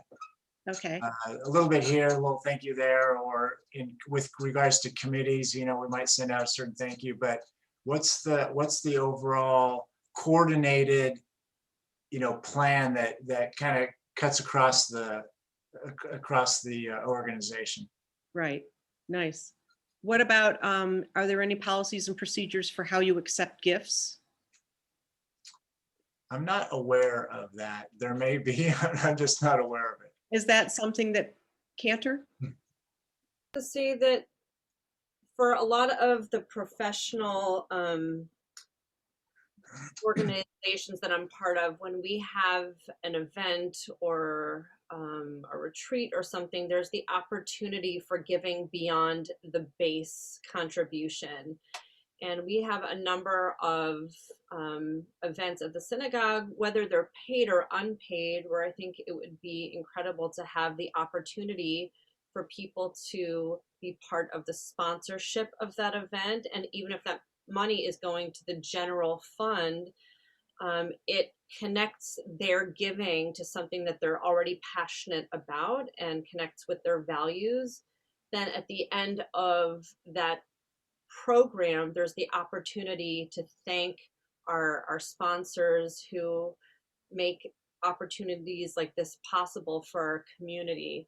So again, it gives the recognition in real time and connects their giving to something that, again, is reflective of their values and how they want to contribute to the community. Nice, thank you. Bonnie, are there any policies for accepting gifts? And is that something that we should put down here as a to-do? There are some policies about accepting gifts with restrictions, but I think that the question that you had posed earlier about when a major gift, we have a policy that it would go to the endowment if it's tied with any sort of person who made a legacy intent, but we don't have that caveat when they're not a legacy member and they make an afterlife gift. So I think that would definitely be on the to-do list. Okay, Jay, you want to add that? You're on mute. Please, I'm sorry, I was trying to. So under policies and procedures, adding a gift acceptance policy, particularly for unrestricted, right, Bonnie? Exactly. Yeah. Okay.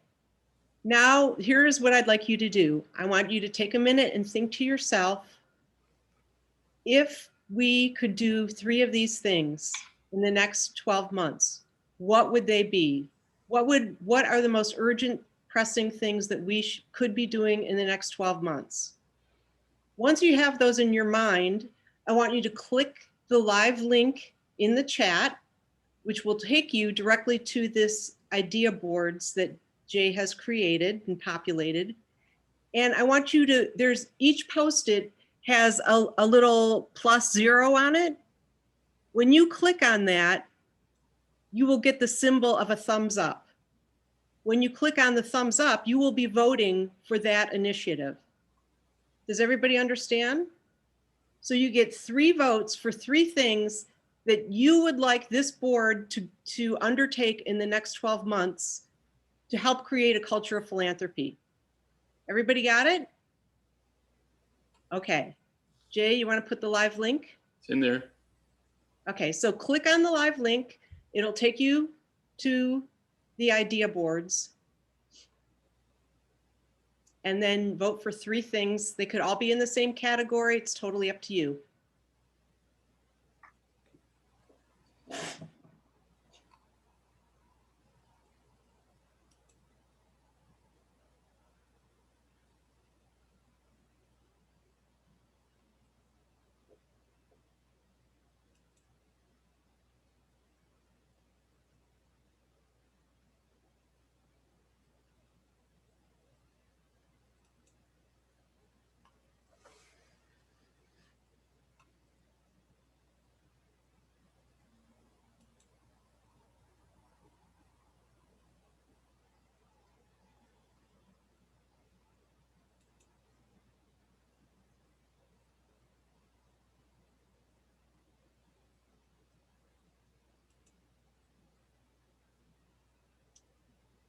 We get 3 votes, correct? Right. Thank you.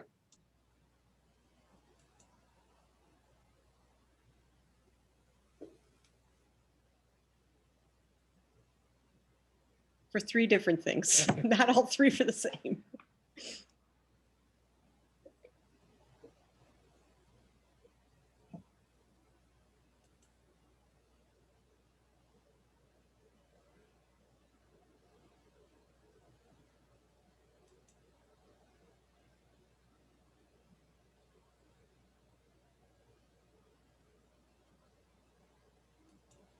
Has everybody voted, or do we still have people who need to vote?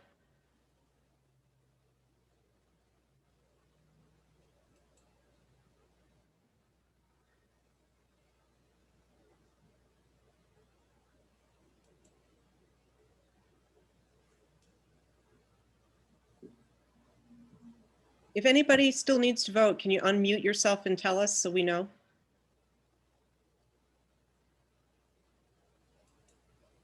Everybody's done? Thumbs up? Okay, Jay, what are our top 3 initiatives? Well, identify the profiles of the congregation. Let me just refresh again, make sure I got everybody. Okay. Need to bring people in, reach out to them, create opportunities, make people feel connected. The Pathfinder program. And it looks like a tie for 3rd is identify those in the middle in people's total giving and recognize all types of giving. Okay. So we will be coming back to this and working on this in our action items at the very end of the retreat. Okay, so don't hold that thought. We're not losing this information. We'll be getting back to it. All right. So now we're going to go on to the roles and responsibilities necessary to create a culture of philanthropy. So first, let's talk about keys to board engagement. When people are asked to join the board, the expectation should be clearly stated, particularly around philanthropic roles. And some of these roles are listed here as give and get. A best principle is that everybody gives and should be required to give a gift above and beyond their annual dues, but it's up to you as the individual what is a meaningful gift for you. Nobody else can determine what is a meaningful gift for you. If $100 is a meaningful gift for you, then that is your above and beyond gift. Get means, it doesn't mean that you have to go on a solicitation. Some people are very uncomfortable with that. Get can mean making introductions. Get can mean helping to arrange a meeting. Get can mean being a storyteller, which I will tell you about in a slide coming up. Okay? But it's everybody's responsibility to cultivate relationships. Accountability. When you sign on as a board member and you accept the clearly articulated role, the board should hold you accountable for that. So we are going to talk about 3 specific roles that board members can have, and really you should be held accountable if you're going to fulfill a role on the board of this congregation. Overcoming reticence. It's the congregation's responsibility to provide the tools, resources, and training to make you successful to fulfill your role. Okay, so we want to help you overcome the reticence, and we want people to be in roles that they are comfortable with. Not everybody has to be the solicitor if that's something that you absolutely feel uncomfortable with, but everybody has to play a part in a culture of philanthropy. And it's all about cultivating relationships. Okay, next slide, Jay. What are the roles and responsibilities of professional staff? Professional staff should be encouraged to embrace relationship building and being a congregational ambassador. Most importantly, it's professionals with financial responsibilities. Their interactions with congregants around payments, gifts, and bills can be a significant moment where with proper training, it can be in a very effective philanthropic encounter.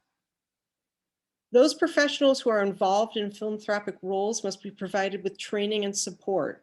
If you're not giving people the right training, then it's not really fair that you're holding them accountable when you haven't provided the correct training for them.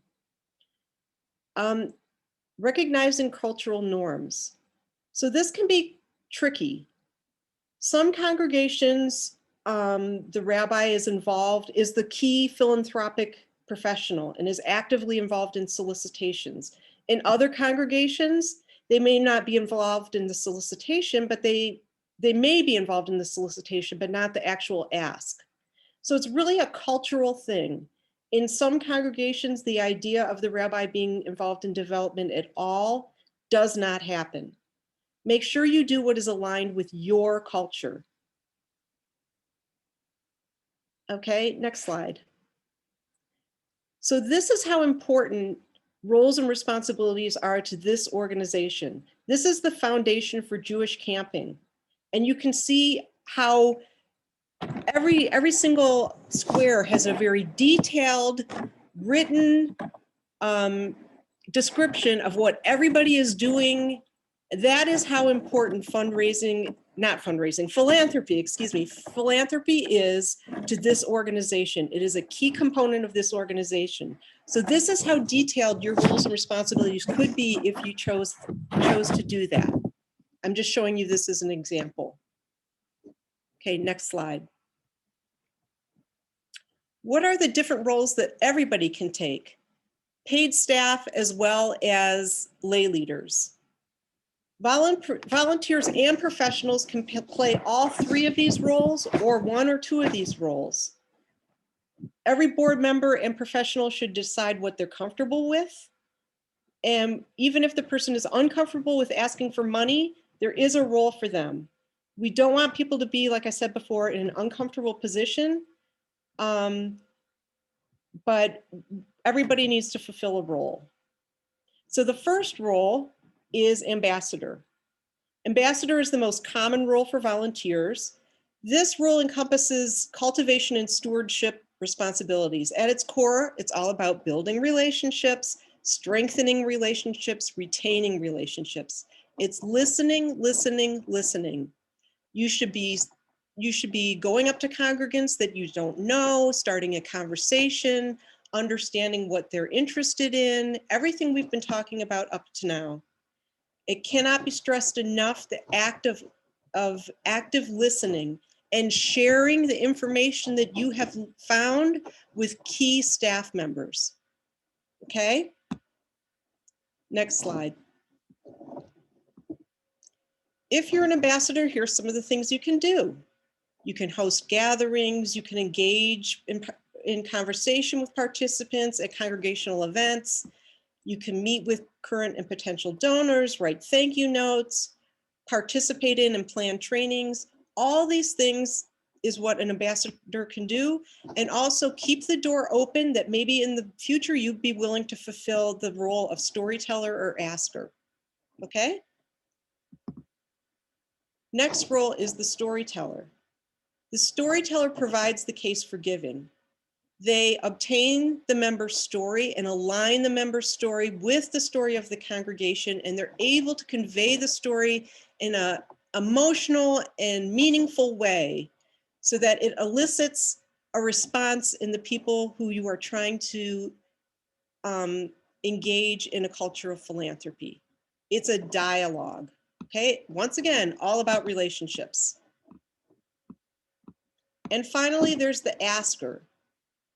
Remember we said at the very beginning that in fundraising, we ask because the congregation needs it. In philanthropy, our goal is to help the donor achieve their charitable aspirations. We can do this by aligning the donors and the organizational goals.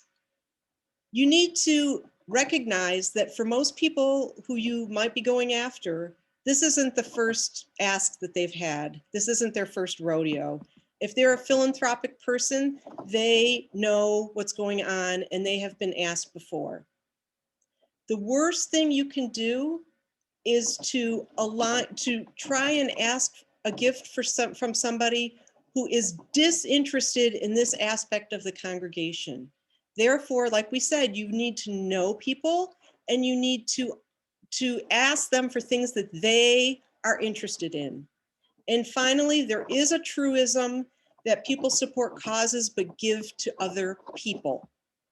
Great effort should be taken to find the right solicitor for the right donor. That's something that it should not be understated. Okay, people give to people. Next slide.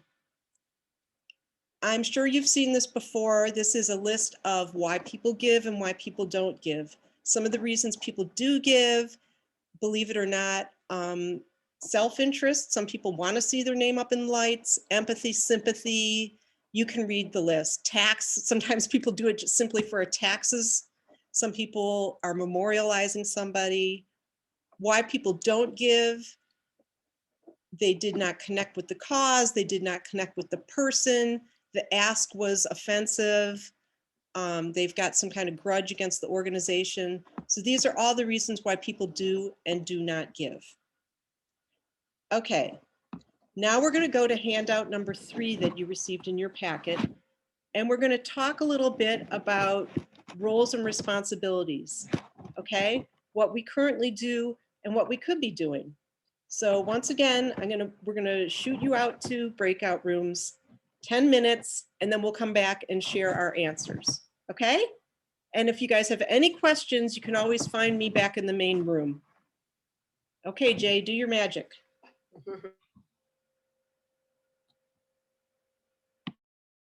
As they all come back. Oh, sorry. Hey, everybody with us? Okay. So just a basic question. Did anybody have the answer yes to any of the questions, or are they all no's? Oh, you did? Okay, good. Okay. Robin, we had a yes for formally training in relationship building and development is today. Yay. Okay. And the database question too, because we have Shoal Cloud. We're working on it. It's a work in progress and we need training, but yeah, we do. Okay, good. So let's go through the other ones just so we cover all our bases. Let's see. Bonnie, your group. What did you put for job descriptions? What could we be doing? Or unless you answered yes. No, well, for the job descriptions for the board, for number A, right. Our answer was no. That there is job descriptions that exist, but the people in the positions have not received them, internalized them, had them become their, guiding posts. We talked about needing an orientation via the nominating committee instead of an orientation post acceptance of the position, post congregational vote, post you are now in the job. And we talked about different ways that we could deliver those expectations of the job description. Whatever, like this year's orientation, there was like no recollection of being able to internalize that information. So maybe using like a one-on-one format instead of a group format. We talked about like giving the expectations, but then engaging with them and getting commitments about in what ways you will live them and having it be a more dynamic interaction. Okay.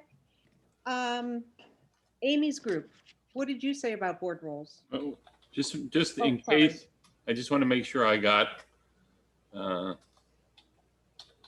this properly done. Bonnie, are you good with that?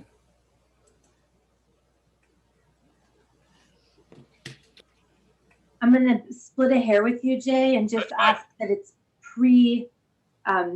that orientation piece. It was really key that it's before they accept the positions and are voted into the positions. Okay, so orientation prior to election. Right, prior.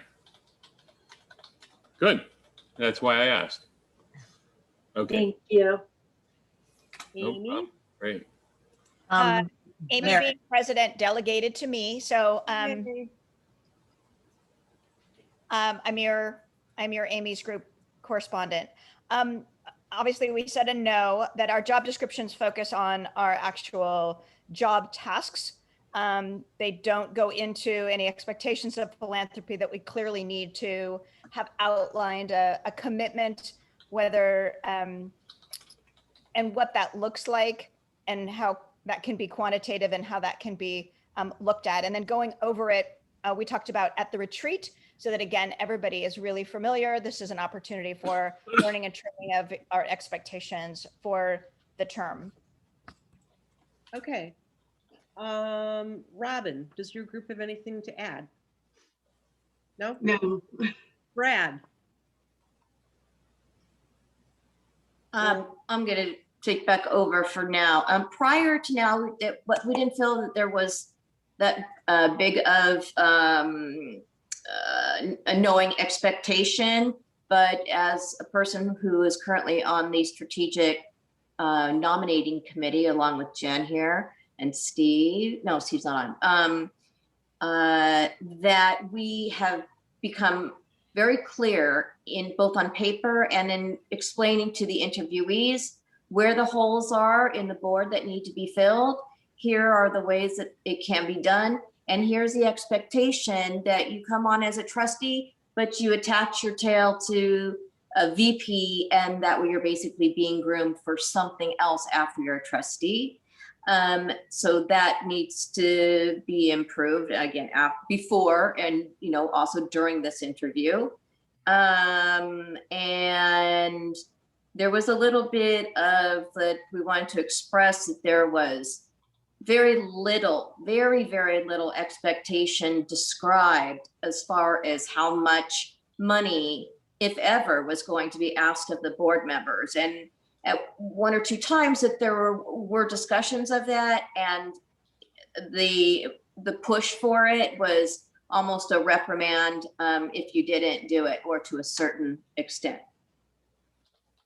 Okay. Did Jay capture what you were articulating? Yeah. Okay. Board assessment on the whole. Bonnie,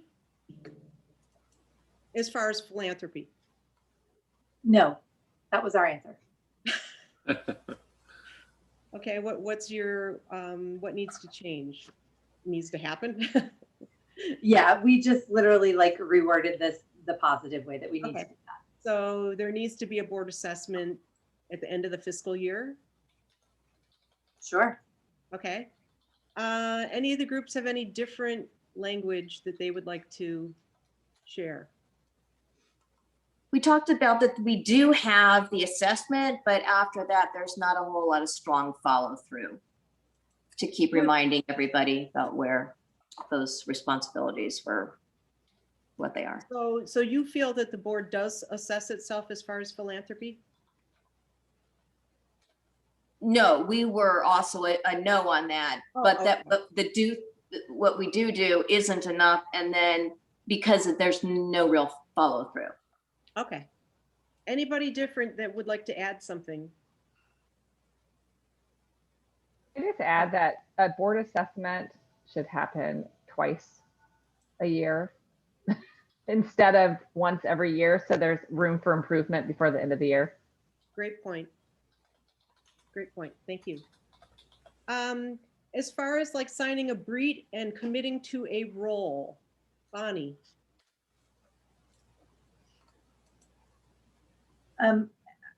We talked again about no, and that we need to make a clear decision about our policies, and then making sure we hold people accountable for the implementation of those policies. Whether it's, even including assigning those roles, maybe every board member doesn't have an expectation to be ambassador, storyteller, and asker, but maybe there's an expectation that you're an ambassador, you're a storyteller, etc. And we also talked about, creating and implementing an expectation of a give or get policy with the board. Nice. Do any of the groups have anything different that they would like to share? Is that Our, pretty much- our group just got for that question, just talked about that we didn't even really ourselves know the difference or the definition or how one becomes a ambassador, storyteller, or other than asker. I think we all know what that means, but we didn't really know about them at all, let alone train in them. I mean, I think today's the first time I've heard those three things delineated. So this is our first training. Good. Very good. Anybody else? Okay, how about as far as the staff goes, do they have clearly defined expectations? Bonnie, I'm asking you first. Yeah, we actually talked about there was a difference between the expectation. Mike and I were both in the same room, so it made that really obvious, right? So she shared that she has clear expectations, and I shared that I didn't, and that was consistent for the next two. Okay, so we need to better articulate what the goals are for every professional staff member? No, what we were saying was that the executive director, Bonnie, does not have the job expectations are not clearly defined with respect to development for me. Okay. But Micah's response was the opposite, that she has clear expectations from me about what hers are, and that she and the other staff have clear expectations. Okay, so we need to consistently across the board give everybody, all staff, correct? I would articulate this as the senior level staff need clear expectations. So myself, in that particular context of the conversation, was the only role identified. Okay. Anybody else? Any other groups have something different they'd like to share? Yeah, we did. We talked about having that particular piece added through our strategic visioning plan to really come up and articulate what those roles and responsibilities are for staff. And we had a little bit of discussion around the possibility of a development director that makes that shift for us as a congregation, that this is important in developing relationships, and someone who has their pulse on what various congregants are engaged with, and that over time and in a short period of time would be paying for themselves, an investment in our congregation. Let me just give you a warning, though, that a lot of congregations who hire a development person use it as a crutch. And please keep in mind what we're saying today, that everybody is part of a culture of philanthropy. Everybody has a job to do. So that's my only caveat. What about, what are we on here? Is the staff evaluated how they perform toward their goals? I guess not if they didn't have goals. Is that what we're saying? Again, I'm going to repeat what I said before, that like the answers for myself versus Micah were different. So the expectations and how I am evaluated as the executive director, no, but the assistant director and the rest of the staff, yes. Okay. So Jay, I don't know if you want to copy and paste. Did anybody have anything different to say? Copy and paste, I'm sorry. It's Bonnie pretty much gave the same answer as Consistent expectation. Anybody have anything different to add? Okay, do we formally train board and staff in the art of relationship building? It's not something for some people that comes naturally, and development. Why don't we go backwards this time? Kim?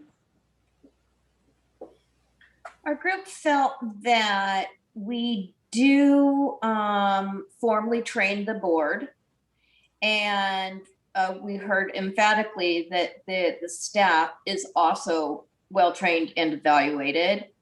We weren't sure quite if it talked about the relationship between the board and the staff, how they're working together. But I think you were talking about that they're separate things, right? Right, I'm talking about going to the ONEG and starting a conversation with Joe congregant. Like, do people that's an art. It really is an art to go up to a stranger and begin a conversation. And We have don't do any role playing. That's a really good idea to do some role playing in the, at the board. How to go up and sit next to someone at Shabbat services. Hey, how you doing? And even on Zoom, you can virtually go and sit next to them. Hey, Jen, I haven't seen you for a while. How are your kids? Whatever. The minute they get on, whether they're in the chat or saying it out loud, people want to be acknowledged. That would be a very, very simple thing to throw in that most people would be comfortable doing, especially virtually if you're not comfortable physically going up to somebody. Okay, To great. add on to what Kim was saying when we were kind of talking about formal training, I guess this would also go with the board Brit, because it's some sort of like a quiz, which is super annoying to do as an adult, but it also helps you remember things as some sort of like a formal, like, okay, you say you want to be part of the board, but here's a little quiz. I want to make sure that you actually truly understand. And if you can't answer these basic questions from the Brit that you were given, then maybe you need to revisit that Brit so you can understand it a little bit better. So it's a better way to assess that, because I when I signed as trustee, I skimmed through the Brit. I'm like, yeah, I'll be there for the meetings or whatever. But like, I guess when I read through it again, I'm like, oh, I didn't really see that piece of philanthropic, expectations, because it wasn't like emphasized that I really needed to study that page and understand it. So. Okay, nice. Would this be incorporated in this statement, clarifying the policies? Yeah, put like quiz people at a later date, maybe. Well, we do have, should happen, self-assessment would be twice a year. That's a self-assessment on Okay, if but that's the not- board reading. This should be like part of the orientation or the interview expectations for requirements and stuff like that. I guess is how I was intending it. Like the orientation when you start a new job, some of them they'll have you do like almost like when you can't go to the next question until you answer that question right type of a online thing, kind of one of those. Got it. Robin, anything to add? Oh, I'm sorry, Amy's group. Anything to add? Nope. Bonnie? Anything to add on this? Nothing to add. Okay. And then finally, a database. I know you just got Shul Cloud, but are there things that need to be improved upon? Kim? We do have a database and it is in progress. Kat, can you just explain that real quick? Yeah, we were talking about in Shul Cloud that, we do have that database, but we're still working on it. We're still working on building and getting that information in and ensuring that people are being told how to, and Tamara could explain it a little bit better because she's the VP of membership, but that's one of the things that we're working on right now. Great. And board members would have access and be able to put little nuggets in there, or is there a system where they give the little nuggets to Bonnie or somebody else? Is there a system for collecting all information that you've learned about somebody? It's not, we do that with Hinenu, are reaching out, and it's all documented, but it's a very rudimentary way to keep track. It's very simple for people to fall through the cracks when something is wrong and need to be contacted. So we have that tracking capability, but it's only involving like 5 people at a time, and 2 or 3 of those is clergy. So it's got to be improved where, people can make an appropriate kind of comment or whatever, notation. Okay. Any other groups want to add to this? We just also said about training, training us how to do it and training the congregants to make sure that they are entering their own information as well. Under the database? Yes, for Shul Cloud. Okay. Mm-hmm. Okay, I'm going to ask you to do the exact same things that you did with Essential Elements. I want you to click on the live link, and I want you to go into the idea boards, and I want you to pick the top 3 things that you would like this board to work on to get the biggest bang for the buck for creating a culture of philanthropy in the next 12 months. Okay, you get 3 votes, same as last time. Go.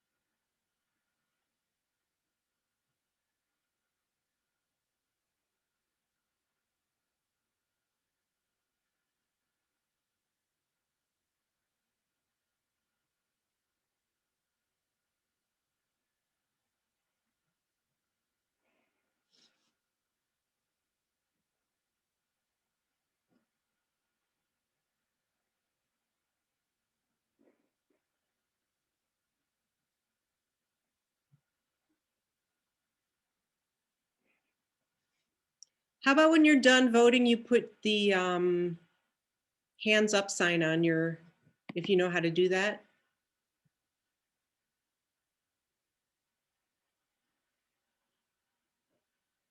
Vivian doesn't stay, even if it only lasts for a minute or a couple of seconds. I just want to get a brief. Okay. Oh, there you go. Still some people voting.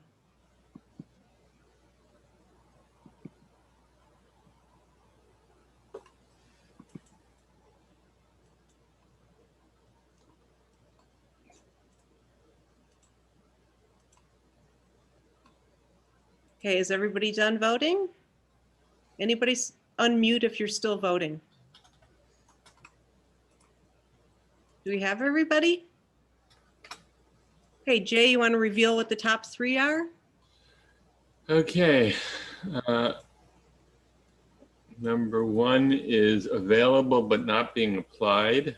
Applied orientation prior to election to improve expectation and dynamic interaction. Excuse me for a second. I'm also adding these to the list of the work that's going to be done. And then the next one is, oh, these 2 are together. Hold on a second. Let's make sure. Now we have a tie at 6. All right. Oh, so, well, building database on Shul Cloud, notations can be added. It's going to be group 6. Group 6 is going to be, now we need to combine these 2. Clear policy, expectations, give or get policy, interview and orientation, or more training to be an ambassador. Which one is which? Which, do these go together? I think making clear policy and set expectations, give or get policy could be in the board job description. Does that work? Because we've got 10 here. It says orientation prior to election to improve expectation and dynamic interaction. Why don't you just put the 2 under board brief together? Okay, I'll put them together. Okay, so what is going to happen now? Wait a minute. Okay, so this needs to go as part of that. We're in the home stretch, guys. Okay, 1 second. So I need to title these under which category? So this is board Brit. So group 5 is broad bit. This is job description. I'm sorry, I'm trying to get these all put in and then database. Okay, got them. And I'll put these in the chat. Here's what's going to happen now. We're going to put you in 6 rooms for the 6 top initiatives that you voted on, 3 from the essential elements and 3 from roles and responsibilities. Your group will have one initiative to spend 10 minutes just sort of fleshing out, we're going to come back in the main room and you will give us a brief overview of how you believe that would be enacted or what needs to happen in the next 12 months to get that off the ground. And then we're going to vote on 3. We're going to narrow it down to 3, okay? Everybody understand? Your group will have one initiative. There's 6 total. You will be using worksheet number 4. And you will just briefly in 10 minutes, because that's all the time we have, sketch out how this initiative would come to life, okay? We will be listing the initiatives in the chat. Your group only works on one initiative, got it? So if you go to breakout room 1, your initiative 1. If you go to breakout room 2, your initiative 2, et cetera, et cetera. Everybody understand? Hold on a minute. I'm still creating rooms. Sorry. Just a question to clarify, Vivian. So when you were saying we're going to narrow them down to 3, that's not the job of the group, the breakout groups, right? We're just we're going to come back and vote. We're going to come back and vote. Okay. I need to put this in the chat. I'll put this in Only the 10 chat. minutes, Jay. 10 minutes? Yep. Okay. I got 10 minutes. We have a total of 6 rooms and we are opening all rooms and we've got 6 groups. Okay. You saw that they're in the chat. I should stop sharing for a minute. They're in the chat.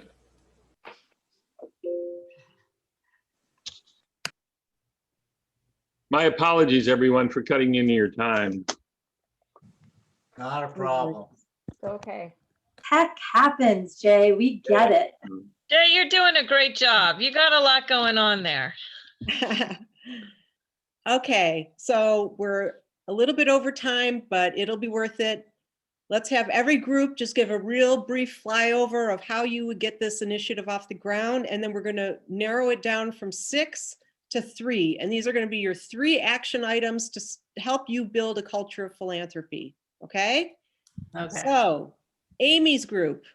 Yeah, so we had identify profiles, and this is actually, I love this one. So anyways, the expected outcome, of course, is to get to know our congregants better, be prepared to engage their interests, get to know them, figure out where to connect them.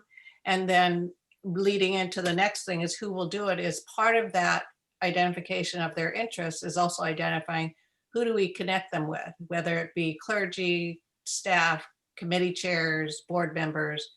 So that will be part of that whole learning process, is putting 2 and 2 together. Resources required.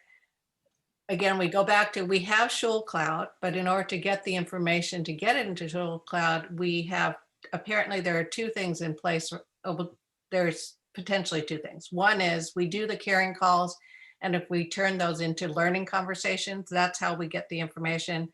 The other thing is, I understand now in place, there is a survey so that when people are either brand new members or when they go to renew their commitment for next year, part of that renewal process is a survey that says, how do you want to evolve? What are you interested in?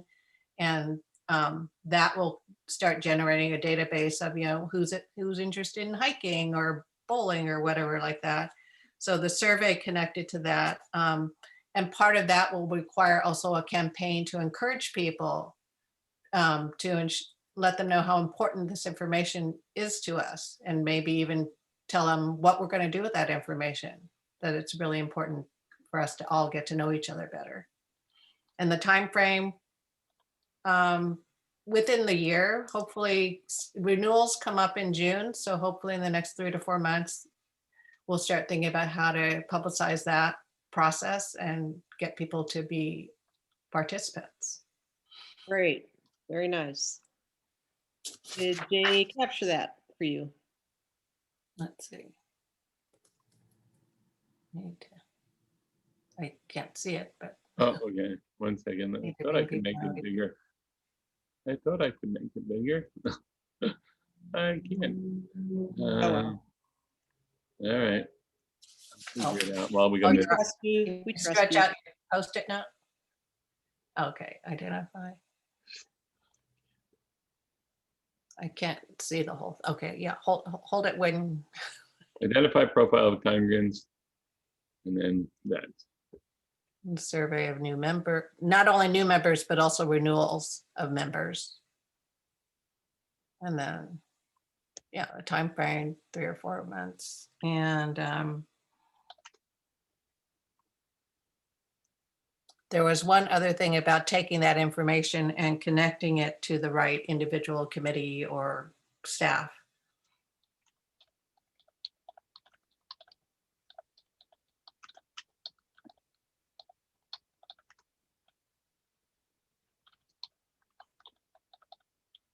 Committee, staff, board person.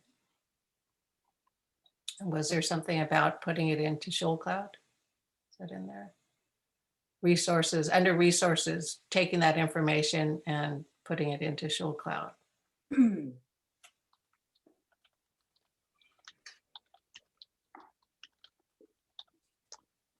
All right. The group who had initiative 2, Brad's group. Real quick flyover. I think we Sorry. we were seeing that we really need to orient people and help them better understand what the Pathfinders program is and how they can utilize that fully, so that you know, we can get people on board with that. It's a new program, and they need a good and some direction on how this helps them individually.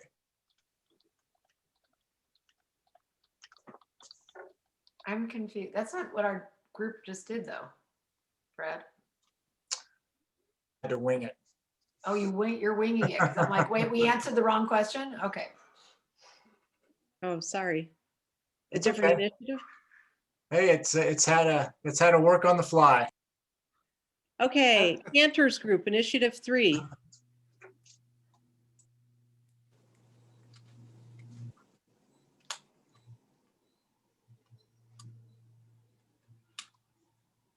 Is there a I did spokesperson? it. I was not unmuted. The goal that we identified was doubling the gifts we receive from that middle range donor group. The resource, I know I'm not going in order. The resources that we require is to identify the people in that mid range, to target them with a listening campaign, identifying, you know, those profiles and the things that are important to them, creating in Shoal Cloud the CRM structure so that we have the place to put the data, and then hiring some sort of member steward, development director, call it what you want, but a person who is championing the following system, which is organizing that listening campaign, organizing the asks, organizing the thanks, that feedback loop of listening and engaging them over and over. And oh, I missed one piece of the resources, I'm sorry, which is identifying the askers, right? Like matching the right person to the right person. And the who will do it then make more sense. So the who will do it would be this hired person to be able to orchestrate that cycle. And then of course, board members, staff members, committee members, people who are the appropriate asker being matched with those individuals in the middle range. Great. Let's see, Jennifer's group. And Robin, I'm assuming this is group 5? Yeah, we're 5. Sorry about that. No, that's great. So Jay, that's just a cut and paste for group 5 right there. Oh. Okay. On the chat. I got it. I got it. Jennifer's group, anybody want to? Rabbi, you want to take this? Sure. So we were sharing about how to more clearly communicate the job expectations of to board members, especially around communicating this, helping create the culture of philanthropy. And so, you know, that was something that in not only the orientation, but if people can't make the orientation in one-on-one meetings, or whether it even starting with the conversation that members of the nominating committee have when they reach out to people about board leadership, that part of what they're told that is expected is that they are to be a leader in helping create a culture of philanthropy. You know, that like every congregant, they're expected to make a financial contribution, and really, you know, the amount that they would make would be the amount that would be right for them. But that really that part of being a board member is helping to engage others in that giving process. And so that they're prepared to kind of put themselves out there to lead by example, to have those conversations, and that's part of being a member of the board of trustees. Awesome. Thank you. Jay, you got that? No.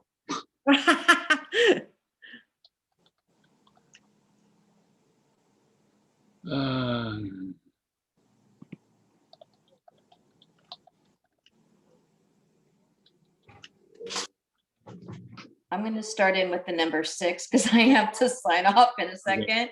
Go ahead. Ours was record keeping. And first we have got to update the records because sometimes we call dead people and that isn't a good thing. They're on our Kahila calling list. And so that's a little embarrassing. So that needs to be updated.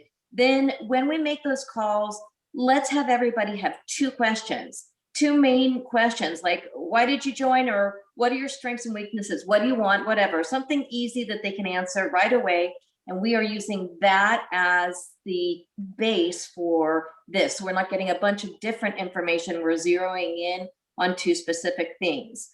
Who's going to do it? We think that maybe 1 or 2 people who have the authority to enter this information. Otherwise, again, it gets to be too many people allowed with the same thing, and there's nothing conforming. So if a couple people are doing it, that will be better for consistency.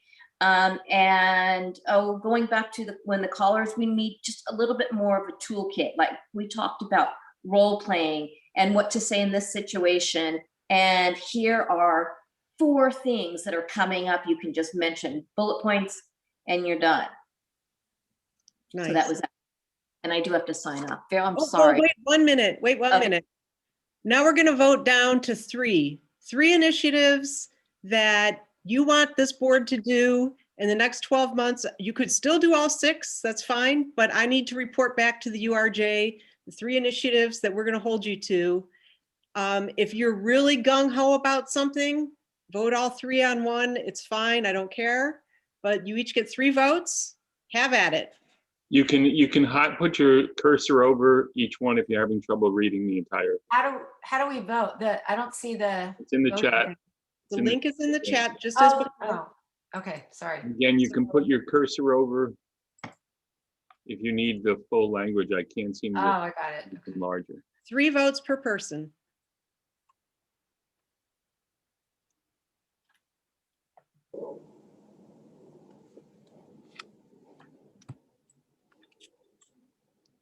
Mine's not enabling me to vote. So. Did you click? I clicked on the link and then there's no plus, there's no number at the bottom. I can't get to the bottom of each Click on one. the color, just anywhere. It'll open it up as another.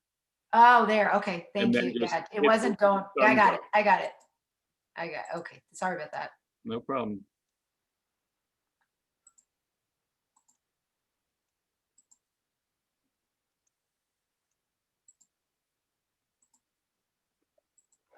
All right.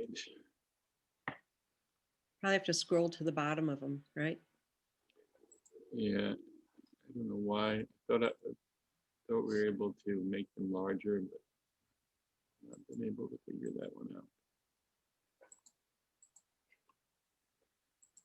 While we're waiting for the vote totals, Jay is going to put a link to a survey in the chat.